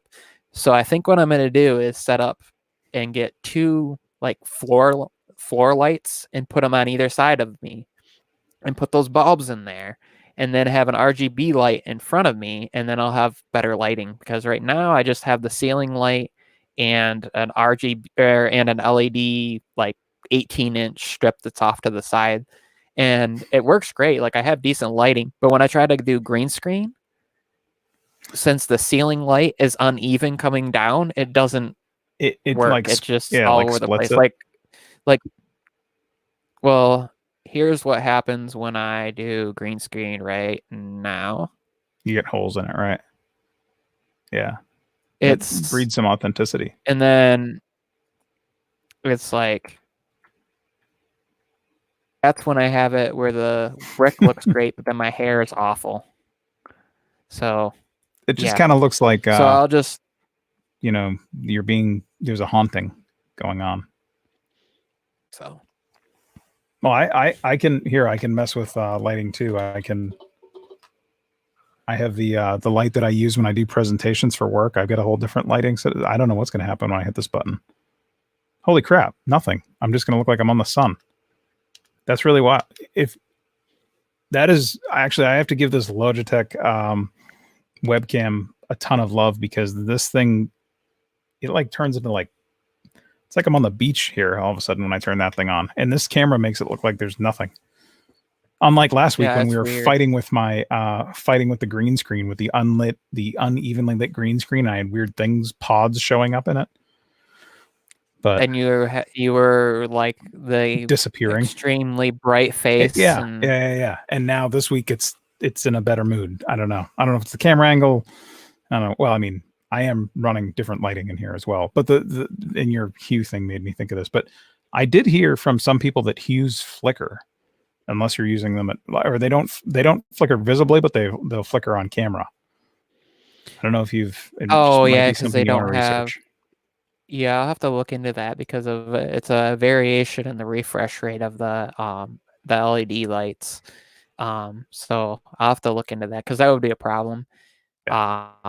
Unless you were going to host unless I go into the camera software and try to adjust its refresh rate to like match the somehow. Well, it's like flash speeds for those people who remember what that is and know that that's a thing, and actually know how, and know why those numbers exist as far as like going from film to digital. I mean, that's a whole other, but there's a reason why like shutter sync speeds are the numbers the way they are.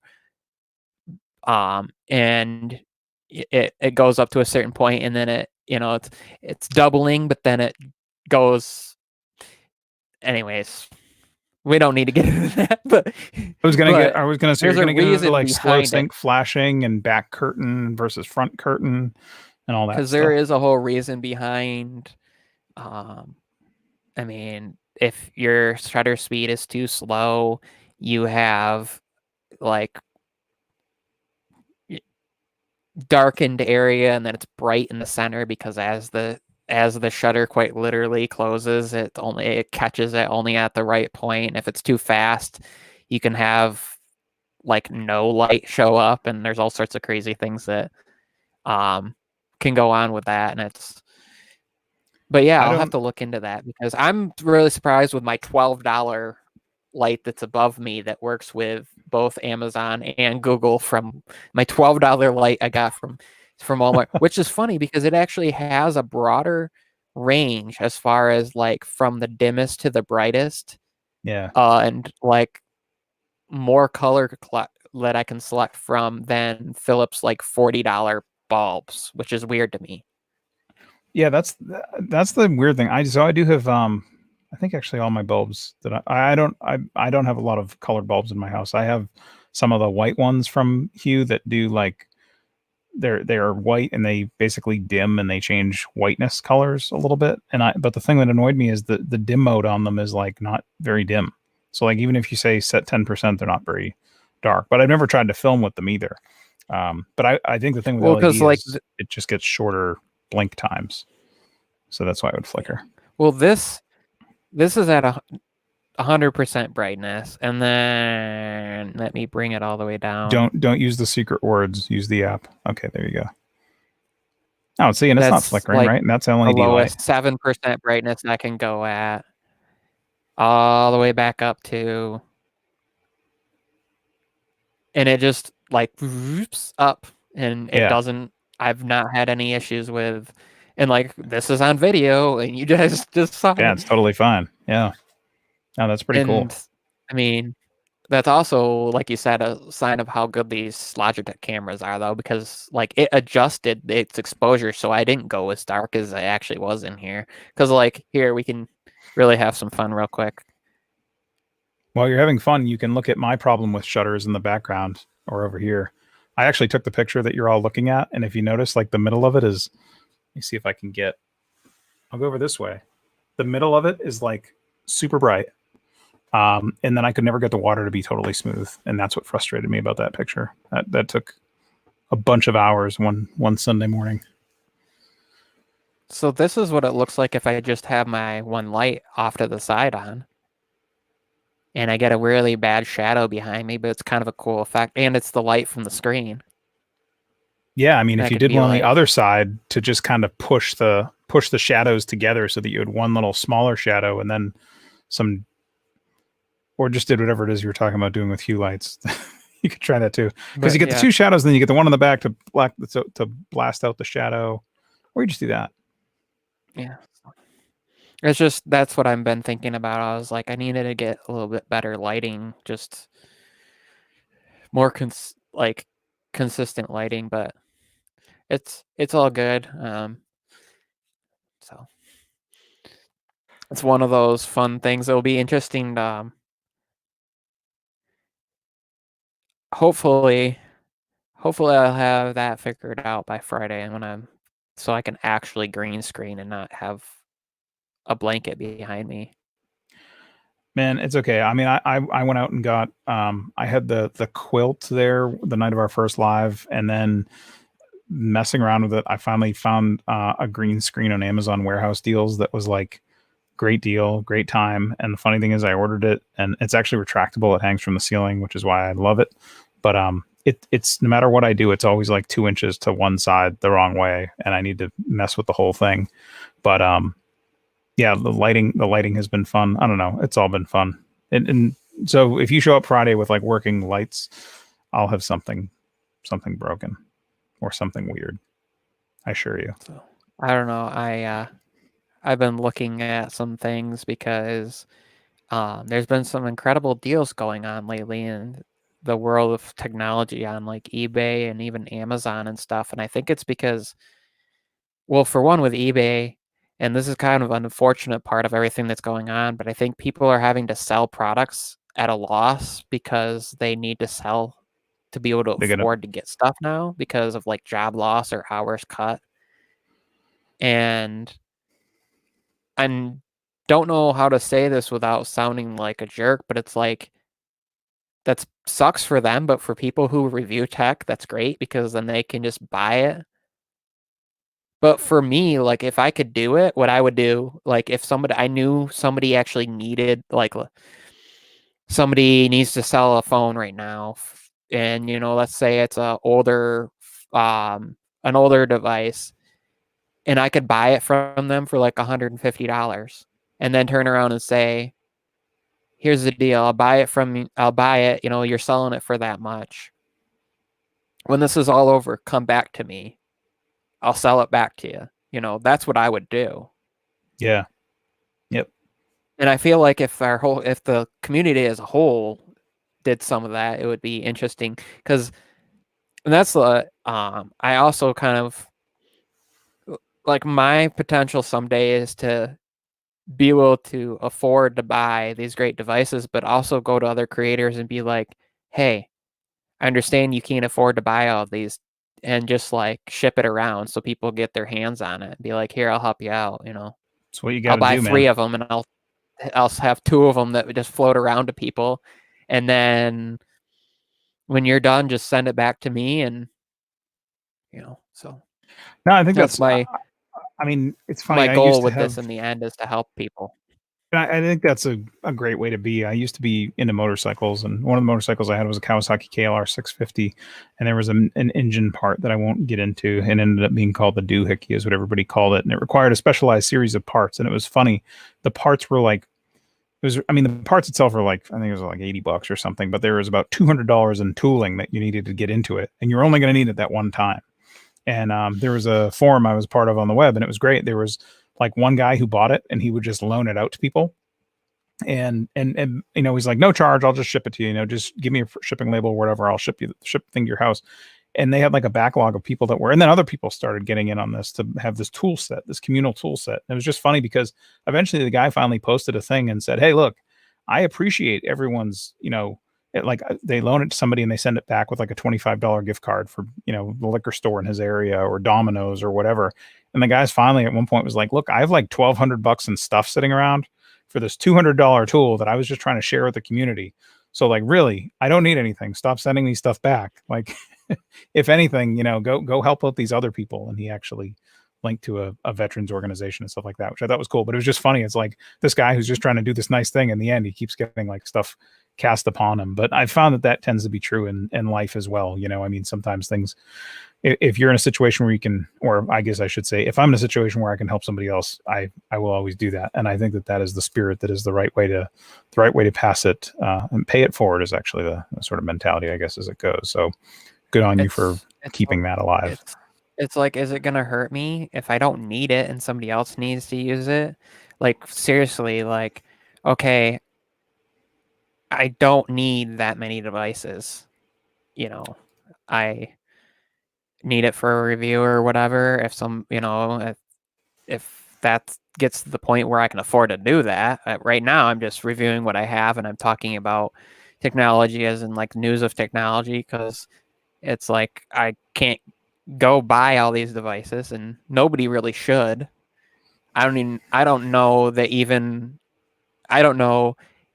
even if like Marquez didn't get devices sent to him, I don't think he would go buy all of those. Matter of fact, I know he probably wouldn't, even if he had the money to do it, because a lot of them, the reason he probably reviews is because they were sent to him.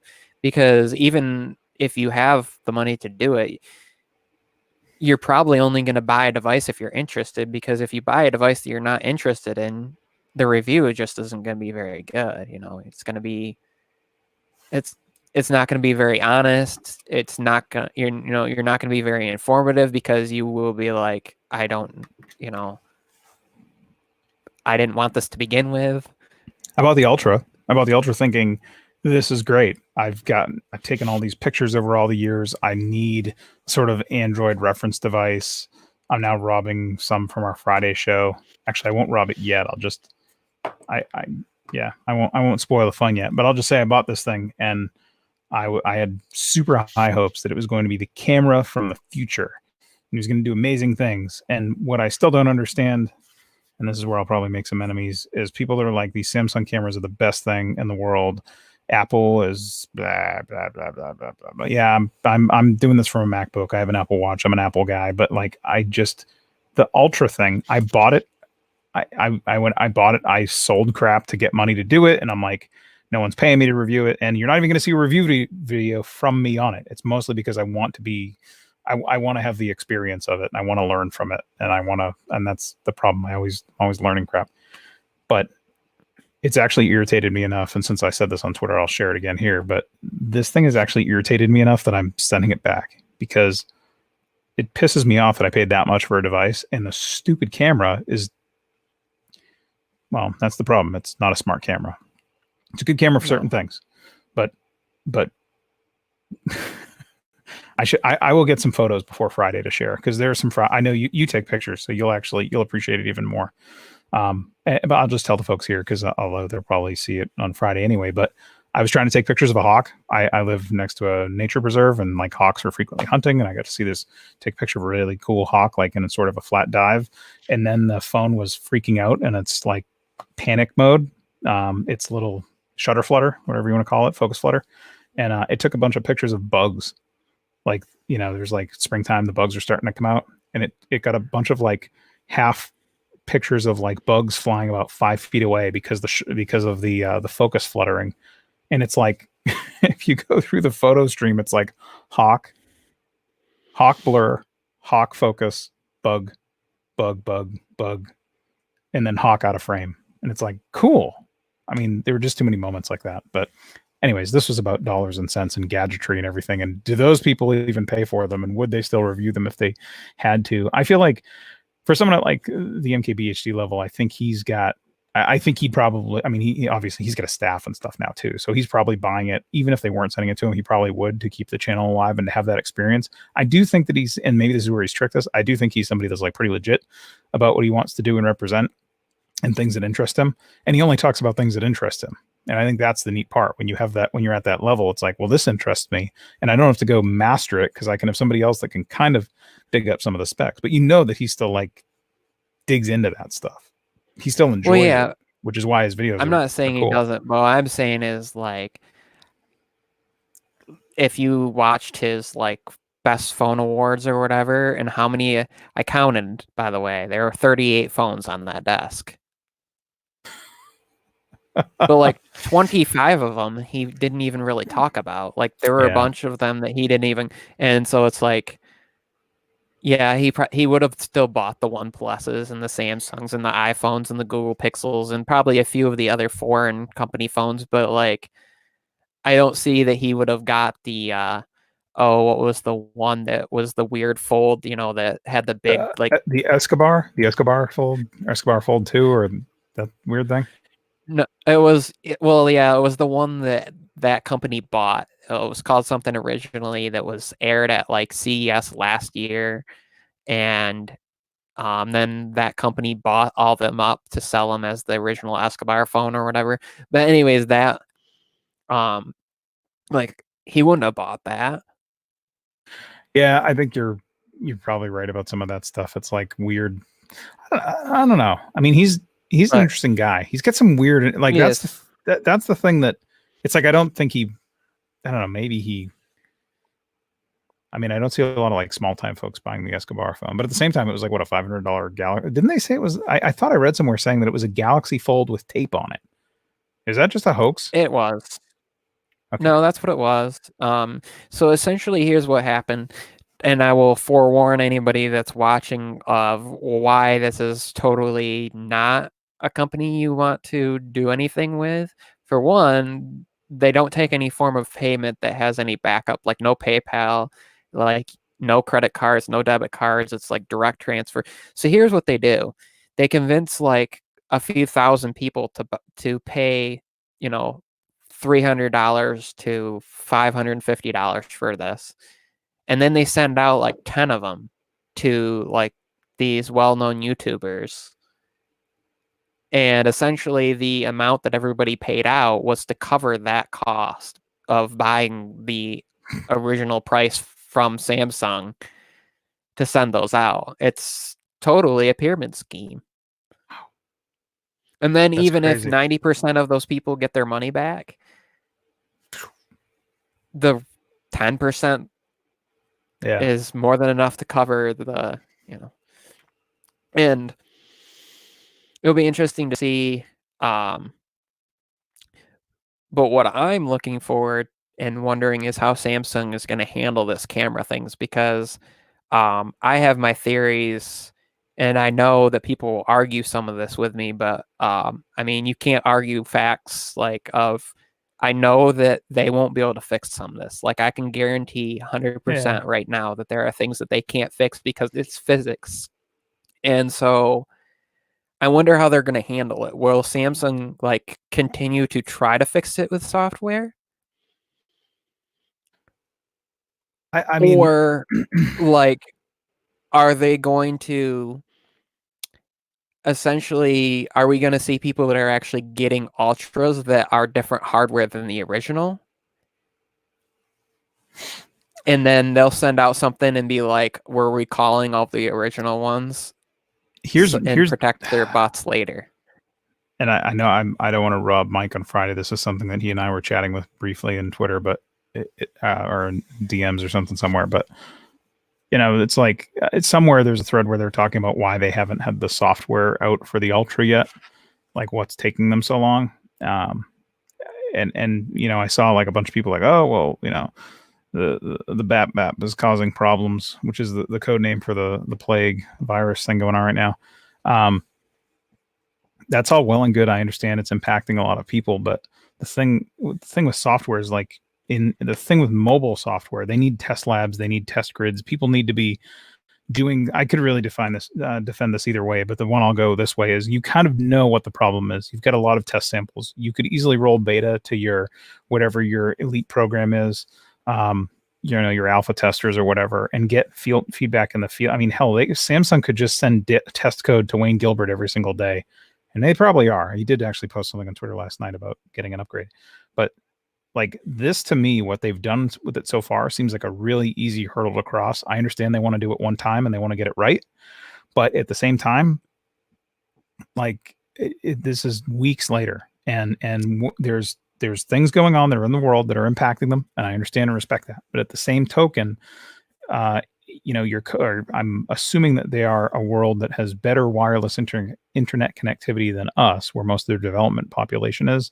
Hopefully, they're less impacted by this and a mortality rate, and they're able to still do this remotely, right? I mean, I don't know. I'm that's the thing I don't understand. So they're blaming the people are sort of the rumor mill is like, oh well, it's being delayed because of the virus. I don't think so. I think it's delayed because they can't figure out what the hell they need to do. But here's what I think. I think that works as a convenient excuse, because if you think about it, these companies always come out and their thing is, we've been working on this for the last 7 months, or we've been working on this for the last year or whatever, right? Well, if you look into the hardware development, they've been doing this since way before this coronavirus got as bad as it was. Yeah. Now, Yep. I could see where it could affect it like months from now, where the hardware that's needed to be produced for the sales then aren't being created now. But when they were making, 100,000 devices a week, like 8 months ago, for these devices that are coming out now, how does what's happening now affect that? Like, it would only affect in the future. Like,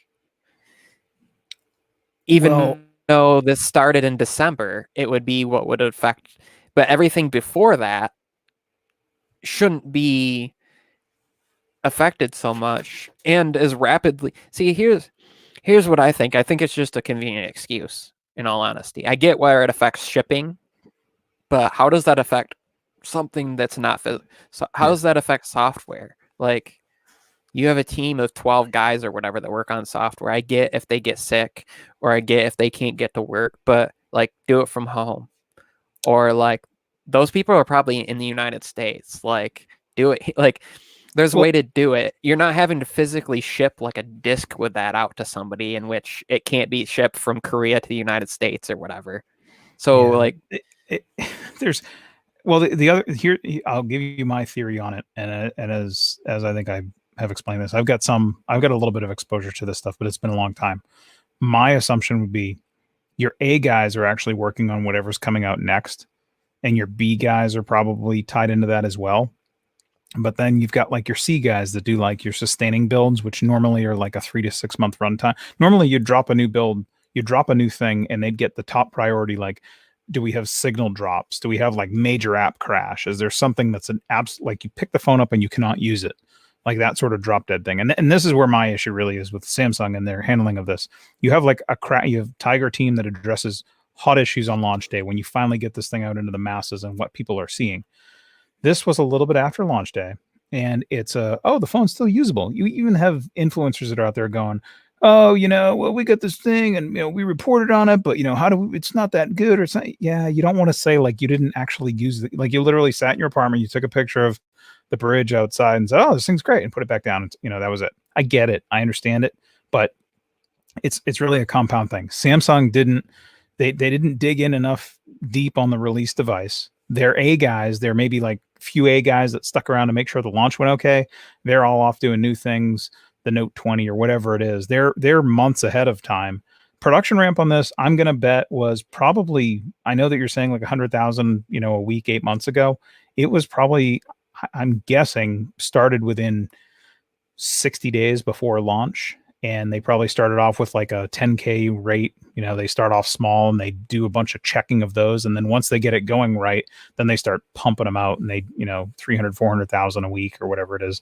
And that number is probably insane. I realize that I'm inflating it a little bit based on what I've known from the past, but they're doing all this stuff in a really, really tight time frame. But the thing is they eventually get to a test build that gets agreed upon by everybody, and then it gets released. And then as soon as that happens, you start building the next version of software. And we did get a build of software right as it came out, the March 6th drop of, or was it March? Yeah, it was like the thing that was like just as it released. That's the one where they should have fixed the focus. Now we're at, where are we, the 17th? We're almost 2 weeks later. There's no communication from Samsung. There's no nothing. There's no face of the brand. They're just, instead you've just got like influencer fighting out there going on about what Samsung is or isn't going to do, and then a million different theories on why it would or wouldn't work. And yeah, you were talking about basically the thin the thin focal plane that we're working with, and due to the math of the megapixels, or the size of megapixels, the size of the sensor, the optics that are jammed in the back of the phone, it is very tricky. And I think it requires some A-grade folks. I hope that they fix it in one shot when they do fix it, but I would at this point, just give me some damn communication. And this is where Apple really owns. Okay, there's 1,000 situations out there where Apple doesn't own this either, but Apple's really good about going, we screwed up, we're going to get you a fix. It's going to take XYZ. It's going to be this day. It's going to do this. This is if it's something big though. And for me, launching a flagship device like this, they should have just said, you're going to get 100x zoom in 2 months from now. That's what they should have done. I mean, look at Apple and like Deep Fusion. That's the only example I have. Here's what I don't get.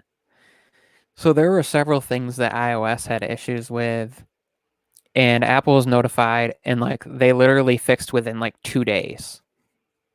Like there were a few iOS 13 things, right, that were like literally within like 2 days. They've got an update. They pushed out an update. They actually did that without doing betas a couple times. Here's the thing though. Apple is doing that for a version that goes out to every single supported iOS device. So like last year they sold, it was like 268 million iPhones or something like that were sold. But the update is not only for those, but it's for all the old iPhones going like 4 or 5 years back that support iOS 13 and all the versions. Samsung is literally having to push an update out for one model of phone that probably constitutes less than 0.1% of all the phones. Like, I mean, that's probably even a high number. How many S20 Ultras do you think that were sold? So it makes me wonder, are they maybe thinking about that? Are they maybe thinking, hey, guess what? 99.999% of our customers aren't affected by this. It's only the 0.0001 that got the S20 Ultras. So what do we care? And if we lose those people, it's not a majority of our customers anyways.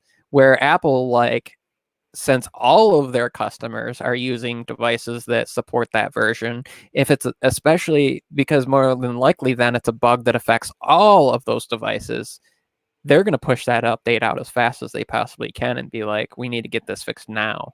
Yeah. So, because it's not just affecting, like, I mean, there were some things, but for the most part, since all the 11s supported all of the same functions as far as like night mode and stuff like that, it affects one, it's affecting all the new devices and probably old devices. Where Samsung, in theory, if it's something that is caused by new, like, was caused by One UI 2.1, then it's only the new devices that are affected. And in a sad way, that means that because they don't update the devices for as many years back, there's actually fewer devices that are affected by something that's a new plague by a new operating system. So and it's fragmentation. I hate to say that word, but I had to throw it out there. That's the other part of it. A downside of fragmentation, but it's an upside too, because that means, like, if your device doesn't support it, it also can't be damaged by something that's brought up and new, but it also can't be fixed. Like, if there's something that they all of a sudden discover that, like, there's an issue that goes all the way back to Android 7.1, but Samsung's not updating that, older devices, well, then it can't be fixed. So there's both sides. But it does make me wonder, like, are they willing to, like, write it off and be like, well, most people won't know it anyways. But then, like, the downside is all these people that have access to it that got it, that made it known, that are like, Samsung's doing this. Because they can't really do that anymore. There used to be a day where they probably could, because only the people that knew about it were the people that got their hands on it. But now, like, with YouTube and social media, everybody knows. So, like, even me, even if I bought an S20 Ultra and I only have 210 people on my channel, but I have, like, almost the same number of Twitter followers, and, like, I have other means of communicating, I could get that out to 500 people like that. Now, that doesn't mean much to Samsung, except for if one of those 500 people happens to be somebody who retweets it to their 60,000 followers, who one of those people retweets it to their 10 million, and then all of a sudden me with 200 followers on Twitter just got it out to 10 million people. That's where the danger of this whole thing is. And it'll be interesting to see. But my other concern is it doesn't seem to be something that's affecting everybody, supposedly. But what I wonder is if it's because not everybody's using it consistently. Like, if you're using it, you have the devices you have, but some of these people literally are only using this phone like once every 10 days after their initial review period is over, because they own so many devices, or they have other devices they have to review and get up. Then they don't use, and then they pick it up one day and it's fixed. But it's been like 3 months. And to them, it's no big deal. But to somebody who's been using it every day for the last 90 days, and 89 out of them, it was crap, then that's huge. Well, that's kind of, I mean, with this, I was so, so the moment that I decided to return it was an interesting one. I was going out, I was going somewhere, and I was like, oh, I want to take some pictures, which used to mean I'm going to get a camera bag or whatever. And now it's like, okay, there's like unforgettable things that I absolutely am packing a DSLR and carrying around glass for.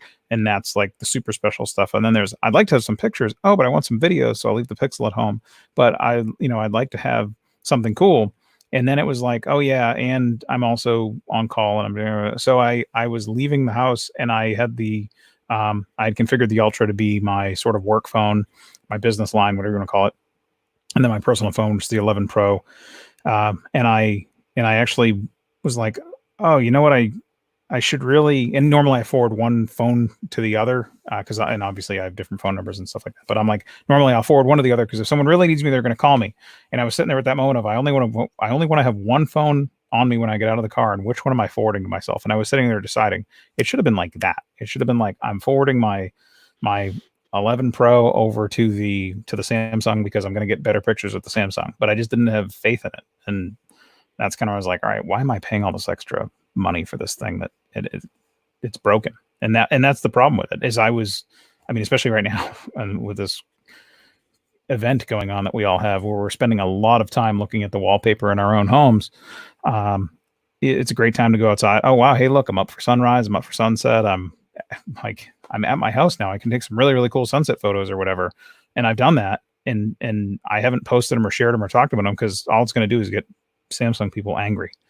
And Did you see the video that was done by I think it's Max Tech, he and his brother did it was S20 Ultra, S20 Plus, and Note 10 Plus, and they compared photos and videos, and they each like picked which ones they liked the best without knowing which it was as it went across, and then they scored it.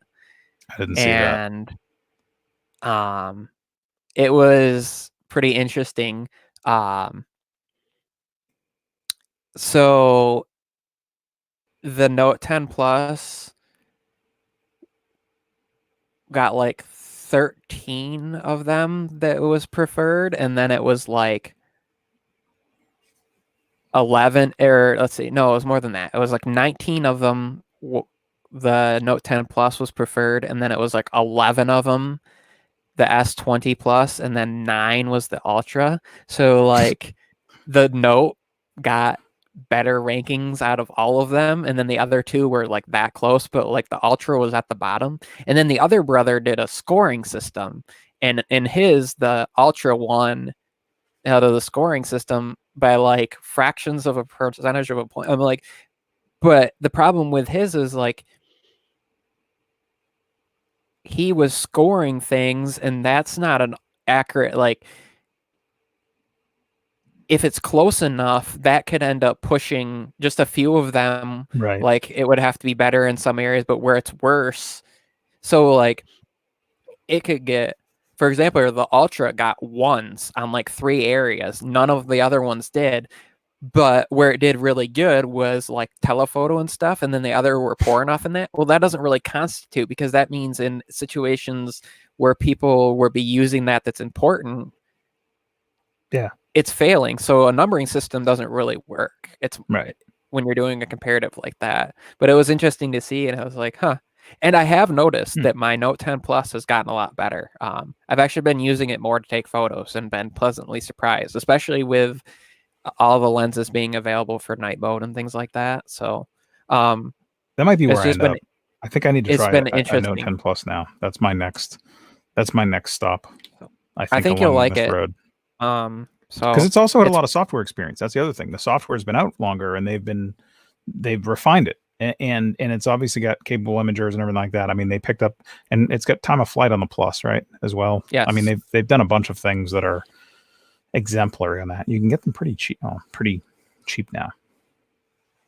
So that's what I believe that right there is. Oh yeah, time of flight. Yeah, it just looks like a little between the flash and the other.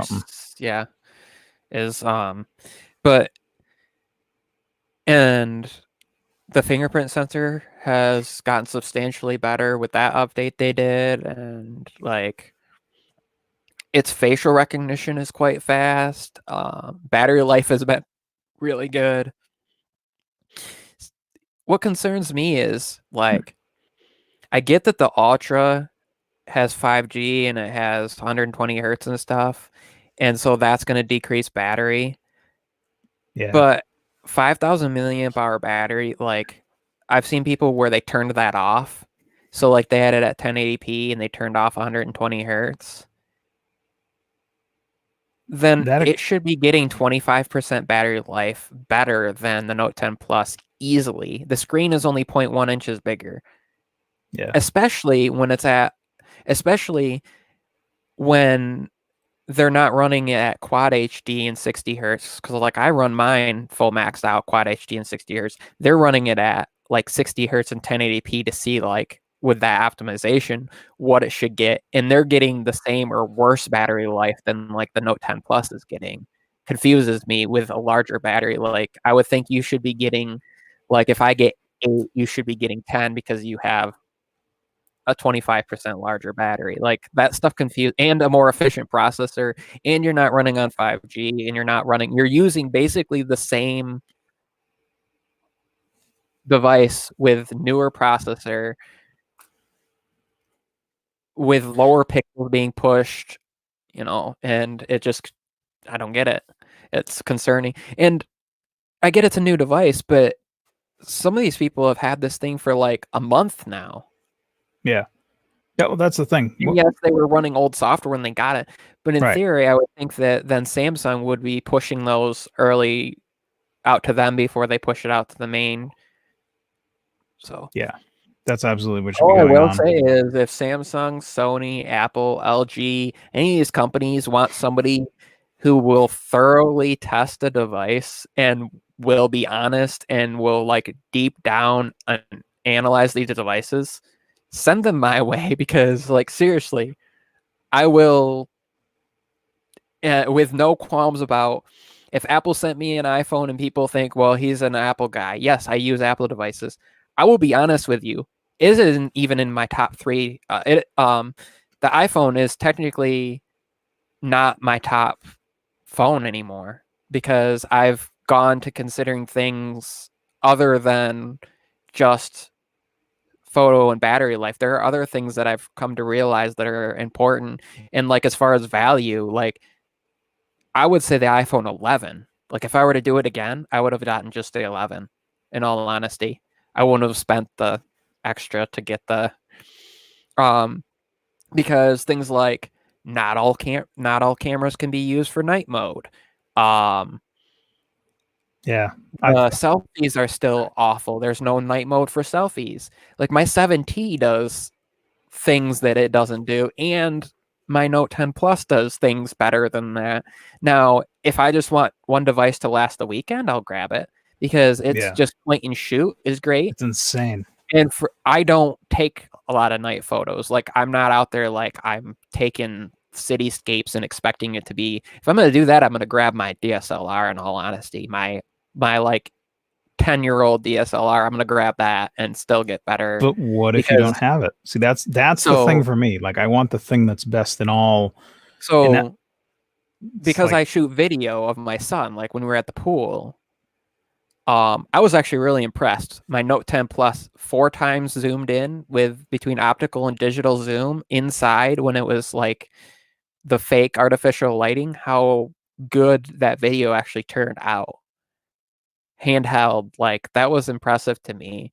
Um, but like I said, battery life is up there in importance for me, and just none of these companies are coming close to the iPhone. I can make it a full day on the other ones easily, but like a 3-day weekend at my in-laws where I don't want to have to like unplug their stuff to plug in my charger.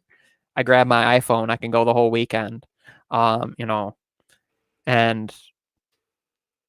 it just depends. There's certain things. The whole Apple's speeds suck on the network and stuff. I haven't noticed. It's been like 1 or 2 megabyte. It's been like not much difference for me, really. It wasn't. I mean, so I don't know. It's one of those. I'm going to use whichever company is going to provide me the experience.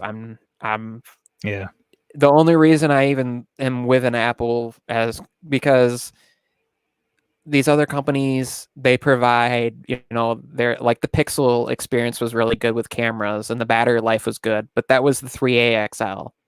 And then everything else, the software was slowed down because of the processor. So when I was doing other stuff, that bothered me. So then I grabbed my Note 10 Plus, but then that bothered me that the photos weren't as good as I wanted them. And there were some other things that were of concern. And the battery life took a hit, especially when it was on LTE and stuff like that.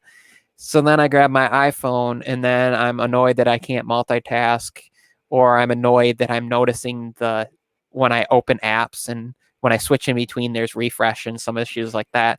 And it's like, yeah, so no wonder I carry 3 devices because not one of them has made me be like, I can only, but, and the other thing is there's this right here, there's no good competitive that I have found to an Apple Watch and no good like alternative to an iPad. There's always some sort of like I am sacrificing something in this. Like Samsung offers great battery life and like the voice call and some of that stuff with their smartwatches, but they don't have good app support. Then you go and you get a watch that has good Wear OS, and Wear OS just sucks. Like, you get good app support, but things lag, things are slow, the battery life has been questionable, and things like that is what I've been hearing. So there's no good, well-rounded, so Yeah, it's funny. well-rounded It's funny you say that experience. about the watch because I hate my Apple Watch from time to time, and I have a Series 4 cellular, um, and I and last year I was complaining about it because it was just they changed the OS. I think it was not 6, it was I think it was 5 at the time, and it was just like always suggesting like, oh, are you working out? Are you doing this? Are you doing that? Like it would just and I finally it's like I liked it in the past when it would do that, and then it just started getting really intrusive. It was like, oh, hey, we see you're drinking coffee. Are you sure you're not, doing some hand exercise or something? I was like, good lord, man. And then, hey, you're usually farther along from now. You're doing it's like they just upgraded it, and then they did that, and then I got the new watch, and it was bothersome to me. And I didn't want to, like I said, I didn't want to turn it all off. So I ended up going off and getting a Garmin, or actually the what was the Phoenix? I don't know. It was one of their high end ones that was like had all sorts of crazy crap to tell you about your pulse ox levels and really neat measurements. And I loved it, but then I realized, okay, yeah, so this thing has a crazy amount of data that it's able to tell data about me that my Apple Watch didn't. It's got like a 3D map of what every platelet in my bloodstream looks like, I think, somewhere in the Google mothership from the Garmin upload app. But it couldn't do simple things like it would like notify me and it irritated me. So out the window it went. And then I'm like, you know what? Screw it. I'm going to try Samsung and maybe I'll go over to Android. Maybe and I went off and tried like the Samsung watch, which by the way, what was it? I can't remember which. It was the 46 millimeter one that I think they're still making now. It had just come out at the time. And it has the absolute hands down best display of anything. I love the round watch. I missed a round watch. I loved that aspect of it. That Gear S3. I had the Gear S3. I gotta go look and see what it was that I had now. And the display, like, I love when you're out in the sun, like you could read the thing. It didn't reflect like crazy, but I had the charging issue. It would overheat and just stop charging at like 46% in the middle of the night. And then it would go down because it's not charging. And I'd wake up in the morning and it's because I'd wake up in the middle of the night and be like, oh, it's at 46%. And then I wake up a little hour later, it's still at 46%. And then I would take it off, let it cool down, put it back on. And then I'd wake up in the morning and it would be at like 15% because oh my gosh, it just, and I got a different one and the same thing happened. And I've never had that with my iPhone. And then also it would disconnect and I'd have to repair it. And every time it would do it, it does a complete reset. So it like wait for all the apps to re-download again. And it has to be on the charger for that to happen, or it doesn't, send stuff across. And it would do it like every day. And I'm sick of waiting for this thing to re-establish and re-download all the stuff and re-sync up for like an hour every day. It's such a waste of my time. It had great battery life, like in the calling time, and everything that I liked about it was great. And like putting watch faces on it, I could have like what looked like a $30,000 pilot's watch face on the thing. And it was like for going casual, like I had it and I went to my cousin's wedding and it just looks like a normal watch. Yeah. And things like that were great. And like you tap the screen and you got the one screen that you had where you could tap it. And then and then you had a different screen that you used, sort of like an always on display mode where you could have it tap to activate instead of always on actually. Sort of like the ambient mode like OnePlus uses and things like that. Oh, and as Tech for Your Needs mentioned, MST, so you could use it with any magnetic pay. Doesn't have to support Apple Pay. It could work with any sort of like I thought about going back to that to using that. And I thought about when I was getting my iPad Pro about getting the Samsung Tab S6 because they had it half off. Actually, T-Mobile had a half off thing. But then when I looked into like issues that people had scrubbing through video when they were editing, and for the things that I wanted it for and was going to use it for, I was like, nope, not willing to sacrifice. And Well, knowing that my old iPad has been usable and will be supported as long as it had been in my old iPhone and things like that. And from the experiences I've had with Samsung, and I use devices on and off with them since that way back to the S3, I was concerned that like, is that going to get the Android 10, One UI 2.0 update at some point because it was still on 9, and then is it going to get One UI 2.1 at some point? Like, how is Samsung are they going to upgrade that, as well as they now have shown that like the Note 8, the Note 9, the Note 10 Plus are getting good updates and being supported for a couple of years at least. Are they going to do that with their tablet and things like that? So it's one of those, like, my concern is I would spend twice as much on the total ecosystem to know that it's going to last me 4 or 5 years, because then I'm spending less. Like, think about, if I go out and spend $1,500 on an iPhone and $1,000 on a iPad and 500 on an Apple Watch. So I spend, and it ends up being like $3,000, but to have that last 5 years is better than spending 1,500 and only having that last maybe 2 years if you're lucky. yeah. So, getting extended use out of it is important to me, and knowing that, and even if 2 years in I decide to sell those devices, that I'll be able to get a decent amount back and update, or even a year from now, knowing that, because by the way, I can go buy an S20 on eBay brand new for $750 already. Damn. So if people were thinking, hey, what happened to the S10e and they like that 750 price point, go look on eBay. Like, seriously. So, or wait 2 months when it's down to $500. Yeah. Because seriously, that's what happens with the Samsung devices. Well, I mean, I was looking at Note 10 Pluses, like used Note 10 Plus 256 gig, and like the pictures of the guy had used it. I think it's like 3 or 4 months old, and he was buying an S20 or whatever, and he was looking for like $600 for it. It's just like, dude, that thing's like $1,100 or something. I think right now on the website, $10.99. They mark, and that's after a markdown. I want to talk to something Dr. Donna said. She asked about what happened the day when a watch told me time, and maybe the date and day. Are we so addicted to having instant info on hand that we go into withdrawals to not have it at hand? And I've got to tell you, it's really something quite comical, because I use my watch. I needed to look at my watch face to remember what the heck I do with this, but I usually run like 12-hour weather. I run the day, the date, the time. I have all my calories and all that crap. I've got the temperature throughout the day, the wind direction, and then since it's Apple Watch, I also have a noise meter just to tell me the noise of the. I tend to listen to music loud if it's not on headphones, and then when it's on headphones, it's probably just as loud. My watch doesn't hear it. So it's kind of like my little, oh, hey, I should probably stop doing this thing. But it's really funny.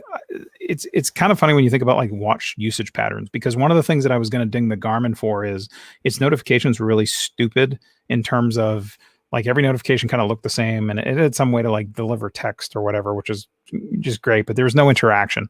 Half of my usage with this is I'm going to sound, actually, no one's going to watch your stream, thankfully, that knows me personally. So that's kind of good, because I have like 90% of the people, little secret about me, I have about 90% of the people on my Apple iMessage on Do Not Disturb. And then the people that I don't have on Do Not Disturb make it to my watch.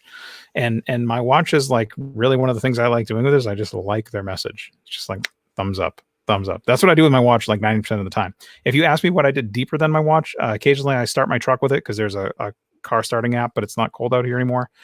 But honestly, the thing that I like about my watch the most is that I just like that I can look at it and it gives me like the next 12 hours worth of weather data, if it's going to rain, snow, what it's going to do, especially now with all this crap and not really being outside very much.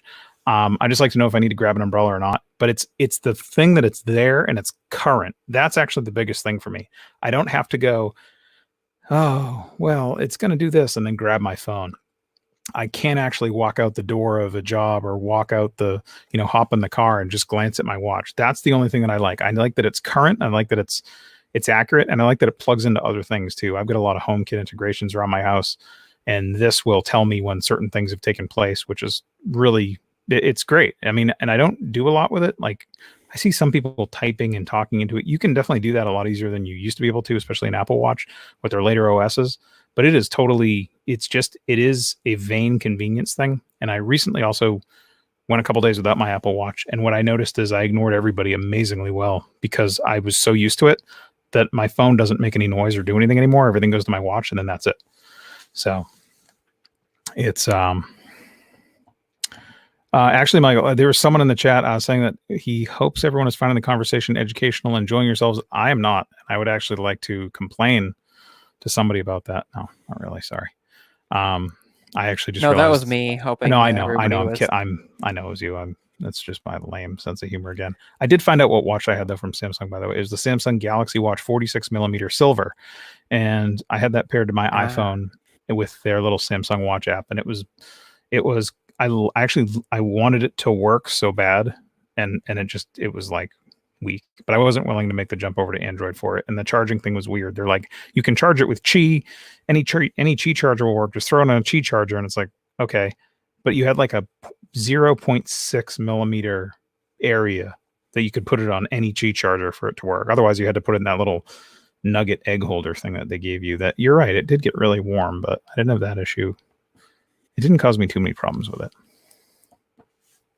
But hey, Big House Productions. That's what mine. Welcome to the chat. Mine is. I have my time, date, my circles, my battery percentage, and then shortcut to messages, and something that I just found out apparently people have been having issues with, and I've not had, is walkie-talkie. Yeah, we all used that on like the first day we got it, and then I stopped. But if I had a child to take care of and I was in the same household or nearby someone that was taking care of my child, I think that'd be a different ballgame. I don't have that, but I think that's where I would use walkie-talkie for. Like, hey, I'm changing Junior's diaper. You don't have to. You know, it's like not a text. It's just I'm doing this right now. So if he's crying, I got him. We're good. Yeah. That kind of thing. Well, to me, what's cool is like my wife can be at work. Yeah. And I can be doing something, like you said. I could be like, let's say I have to pick up my son, like literally pick him up to do something. I can grab with my thumb and just push on I can just grab with my finger, hit the walkie-talkie button, hit her thing, hold it down, still have him in my arms, just say something real quick and go, and it goes to her and then she can respond. And I've noticed like it's down by my side, it'll pick up my voice. I'm not having to hold it way up here. Yep. I could be out on a walk and do the same thing, carrying stuff, whatever. Because either way, if I use, Siri, trigger that to send a message, or like, I'm glad you didn't just say that name. Everyone would use my finger to write it down and all that stuff. It's going to take equally, if not more, interaction with the device to do that. Yeah. And it's just one of those nice, handy things. But other than that, it's more like, oh, what time is it? Or if I'm driving, I like how it buzzes me to turn left or right, and I don't miss turns. Like sometimes Google Maps will tell you at like the last minute. And if you have like turn left to turn, if you have one of these where you got to like go left and right real quick, you'll miss it. But it'll bother the crap out of you. It really. Although here's an issue I did have. We were going somewhere the other day and I chose a route. And literally 20 times Apple Maps was like, this route is 6 minutes shorter. Do you want to take that? And I was like, no, continue the way I want to go. A minute later, we found the route 6 minutes, and it just kept doing it over and over again, like 20 times, until I finally got past whatever would have been considered the shorter, like 20 miles down the road. It's like, really? The unfortunate thing is, if I switched over to Google Maps, which wouldn't do it, it doesn't have the Apple Watch integration. So, it's a trade-off. So I was like, it's just, I would think it wouldn't be doing that, because if you're driving, you're not supposed to be reaching over to your phone and telling it, no, I don't want those directions. Right. Like you hit it once and it would be like, okay, we understand different. That's what you want. Just let you go the direction you wanted to go. So Yeah, It's it's just funny. one of those. I don't. The Apple Watch for me, I end up driving a lot in the city if I'm navigating, and where it's actually benefited me a ton is in walking navigation. Walking navigation is good if I'm going to a place I've never been to before, and I'm not familiar with anything at all. Driving navigation, and I mean walking navigation with the watch and the iPhone is that's a great combination for me because it's literally like you're at this street now, turn. It does a little vibration thing. I hate when I'm driving though, and it's like, it almost can't make the vibrations quick enough, and my wrist is just shaking off and irritating the crap out of me. So I love it, but I also kind of hate it. The other thing that I'm not going to go into feature mode. I'll stay out of feature mode for everybody. Everyone's probably asleep anyway, except for actually. But to me, it's one of those. Go ahead. Sorry. We got seven people watching according to StreamYard, so That's pretty good. I'm impressed, and most of you That's not actually most bad. of these folks have been with us the whole night too. So Yeah. I'm grateful for Thank you you. guys. I all just want to joining say us. thank you everybody right now for everybody that's been chilling with us. So that's awesome. I wonder sometimes if YouTube suggests something to people when you're on longer. Like if you just go on for like an hour and then you hit that like longer, that they start suggesting it to more people because it's like, oh, everybody, or like you have a few people that are constantly watching. So then to YouTube it says, oh, hey, this stream has like 100, like everybody that's watching it has been watching it for 100% or whatever, and Yeah. suggest that, and it doesn't matter if it's only 2 or 3. But that's kind of but along that lines, what I was going to say though that's kind of nice is if you're like visually impaired, the Apple Watch and those directions would be are great too, because like technically you could be blind and deaf, and it's just gonna, if you know like the quick buzzes are a right turn and the long buzzes are a left turn or whatever, it could direct you and you wouldn't even have to have the other like auditory note. And also sometimes I turn off the voice directions because I don't want those like constant turn left in 2 miles and then you go a little bit, turn left in Exactly. 1.5 I have miles. just the So Vive I watch turn that on off when and I do have that. just the vibrations on, and it's interesting to and to me, since I deal with like high anxiety, the whole ECG and like heart rate monitoring function has been great, because like I want to know, is my heart rate way higher than it should be, and do I need to like meditate to bring it down, or is it just I feel like it is, but it's only like 78 and I'm fine, you know? Because like the other day I had that, I was like panicking, and I was like, oh, it feels fast to me, and then I check it and it's only like 82, and I'm like, well, that's not that bad. I'm the watch and its advice though. I was coming down with a cold. I was on an airplane. They mess with all the oxygen on airplanes and everything anyway. And the combination of the two, and I was overtired. I think my body was probably trying to go into shock from being up for like 50 something hours. And I can't sleep on planes very well. I basically don't sleep. So I was like in this half awake state. I was coming down with a cold that I didn't realize I was coming down with. And I'm on a plane and I'm like, man, I just like something felt wrong to me. And I checked my watch and I'm like, all right, my heart rate seems pretty normal. Check the EKG and it's just like, do you have any symptoms? I'm like, yeah, I'm kind of like feel short of breath. And you hit the button and it's just, and I mean, caution, if actually it sounds like Tech for Your Needs has done this, perhaps not at this pathway into it, but it pops the screen up and it's like, all right, if you're feeling short of breath and you're, blah, blah, blah, basically all these criteria, do you want to call 911? And it's like, you press here. You should call 911 and go to emergency room immediately if you're feeling these symptoms. And I'm like, great, I'm on a plane.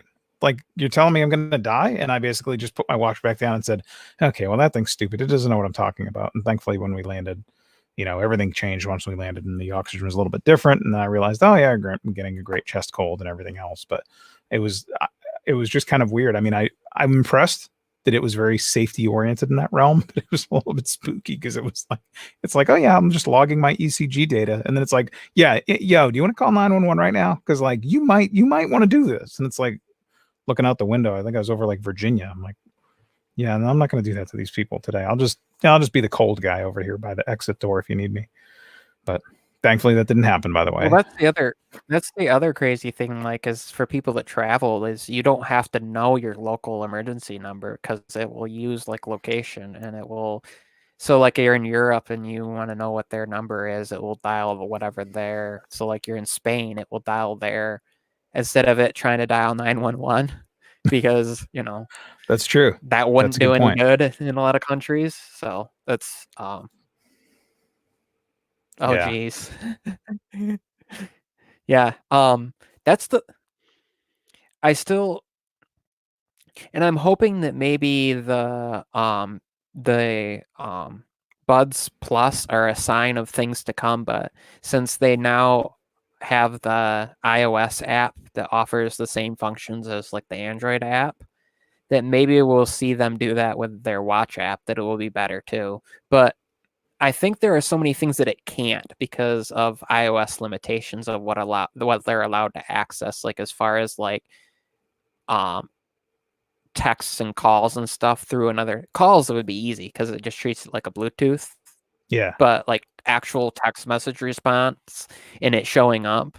The only way I could see it working would be like through an app, and it would have to be like everybody has to use that app. So like WhatsApp or like Facebook, like the company creates a media app that's on the watch that just communicates through the connection being connected through data or whatever, but not actually using the built-in, because Apple's picky about not letting other apps use SMS. But we could see that change, if they. But I don't think they're going to use. I don't think we're going to see them allow all the,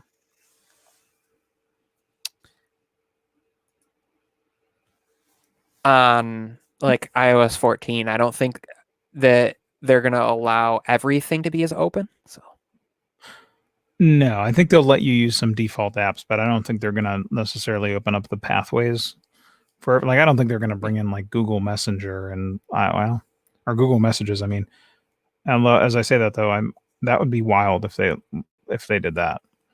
That would be like a see, godsend for people. I already think that there's a way around it that Apple already allows, and it would be that and I think I kind of mentioned this before, but the whole messages for web thing, if they essentially created the app to access that part of the server, so then you download the Google Messages app and then you just do it through there, but that would still rely on you having another device. So the only thing that would help with is like you have an Android phone and you want to get all those messages and stuff on your iPhone that you essentially it's forwarding it. It wouldn't allow you to use it as the primary. So if you have people that use Android devices that you want to communicate with, you just use that as a. But I guess in that case, since you would have to use a separate app anyways, you just use like WhatsApp or Facebook Messenger or whatever, and they would have it. Because at this point, if you have to download anything because it's not natively built in, Yeah. just choose another whatever mass amount of social media chat apps that are out there and use that. So it's like today my sister sent me a message this morning. She goes, is there something like FaceTime that I can use with mom and dad for my Pixel? I'm like, yeah. Just have them install Duo or both use Skype. And, if they already have that, then you just, but Duo would be built in by default. So just do that. But yeah, I think there's just so many variables that it's hard to create a unified. So it would be cool to see Apple open up my iMessage though and like be like you can download and use certain, especially clients, and they could do so to it. speak. Yeah, because they could do it because they would still be getting everything through their servers, so they can monitor and guarantee like the end-to-end encryption and privacy and all that.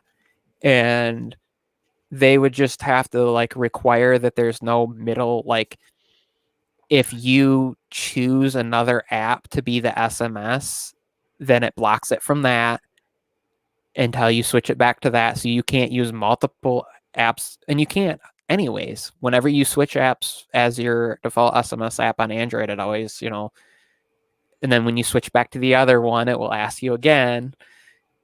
But it would be like if you were in Android's Messenger chatting with people and you sent messages, then when you switched over to iMessage, those wouldn't sync up, and vice versa. It would only be the ones that are sent through while that's the chosen, because otherwise there's all sorts of ways to like send code as a photo to somebody and it would go through to the default but not to iMessage. But then when you switch your default as iMessage, it would go through and you'd hack into somebody, so it has to go through their server or it doesn't. Well, I mean, I think Apple's big thing, the reason why they haven't opened so far, obviously, is security. I mean, they don't get me wrong, they love their little controlled ecosystem there, but I think if you look at how long it took Apple to bring like even iCloud messages, like how simple, to us as users, how simple of a thing was that? But it took forever for them to do that. I'm sorry, it took forever for them to do that, and then it took like Galaxy Ultra software release number 2 length of time for them to make it work normally, because you'd have, I don't know if you've experienced this, but it used to like not ever be syncing. It would sync on one device and then you go to the other device and it would just report it was syncing, but it would just do that basically until you restarted the device, and then it would sync in 0.6 seconds. But yeah, it was like sucking up battery. It was like worse than the Tile app on the latest iOS beta with battery syncing your messages. It's like, what's going on over here? And actually, now that I realize it, something funny that iMessages did back in the day with Cloud Sync, and just for Dr. Donna Walter, I'm not tricking Michael into talking about Apple Photos again, but it would actually look at messages that you had on your device and then messages that were in the cloud, and it would like differentiate them, and it would kind of align them and see if they were the same between devices, and then it would move them up and only have one copy in your little area for downloads in iMessage, which I think was very interesting. But I'm just tricking us into talking about Apple again. This is funny. Tech for needs. You're going on was 3 hours. This is what would happen on Fridays if Mike wasn't there. This is yeah. Shout out to Mike. I love it. I love it. Miss though. him. That's the thing. I miss him not being here tonight, because he is like the best ref around, because it's like he is. Yeah. I feel like it's good for those, but then there's sometimes like this that people have questions, and if you like, normally I wouldn't be on this long, but like I always feel bad when there's like a question that comes up and I've set to like an hour and it doesn't get answered because we're talking about stuff, and the whole point of me being here is to educate people and get their questions answered, not like me just talk about what I want to talk about and not think about what the people that are actually watching want to know. And that's what tonight was supposed to be anyways. It's just kind of to talk about whatever. And so Motorola device. Plus, if I have enough consistent hours, hit that 3 hour mark, I'll get like 30 hours of view time tonight. Well, it's kind of funny. I was going to talk about, I actually didn't, I just had my phone case potpourri tonight.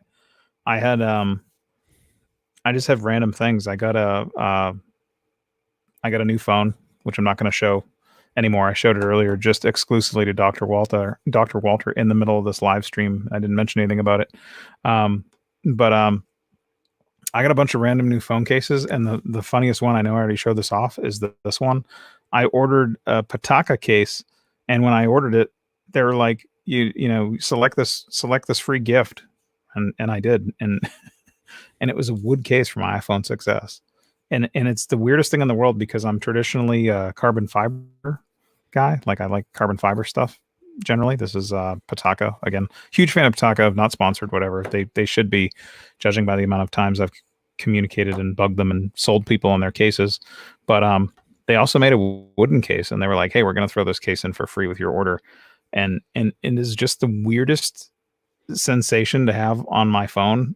I mean, it's a good quality wood case. Like, it's like actually it's beveled to the side of the phone and everything. I mean, it actually fits like one of their carbon fiber cases, but it feels freaking strange because it's wood.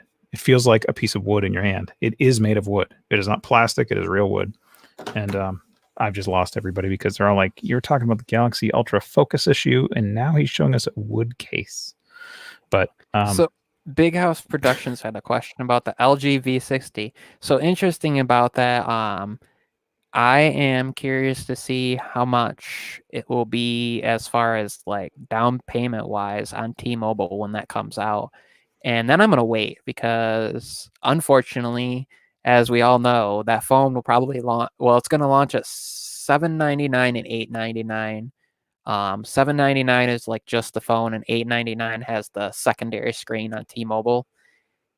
But like wait a month and it'll be like half that price potentially, or they'll offer it for like free for instead of having to like a $200 down payment or whatever, because even the even just the phone itself, I mean, if it comes out and they are like, oh, it's $799 and $899 and I could put down $200 and get the one with the and then do monthly payments, I'd be tempted to switch because I have an A10e that I don't use, but I'm technically paying for, that I could jump that line too to give it a try, and I'd be tempted to do it just because I have my LG G8, so it'd be a good comparison thing. It just depends. Like, it might be better off just waiting for the thing to drop down because, like, I can go buy an LG G8 for like $250 brand new now.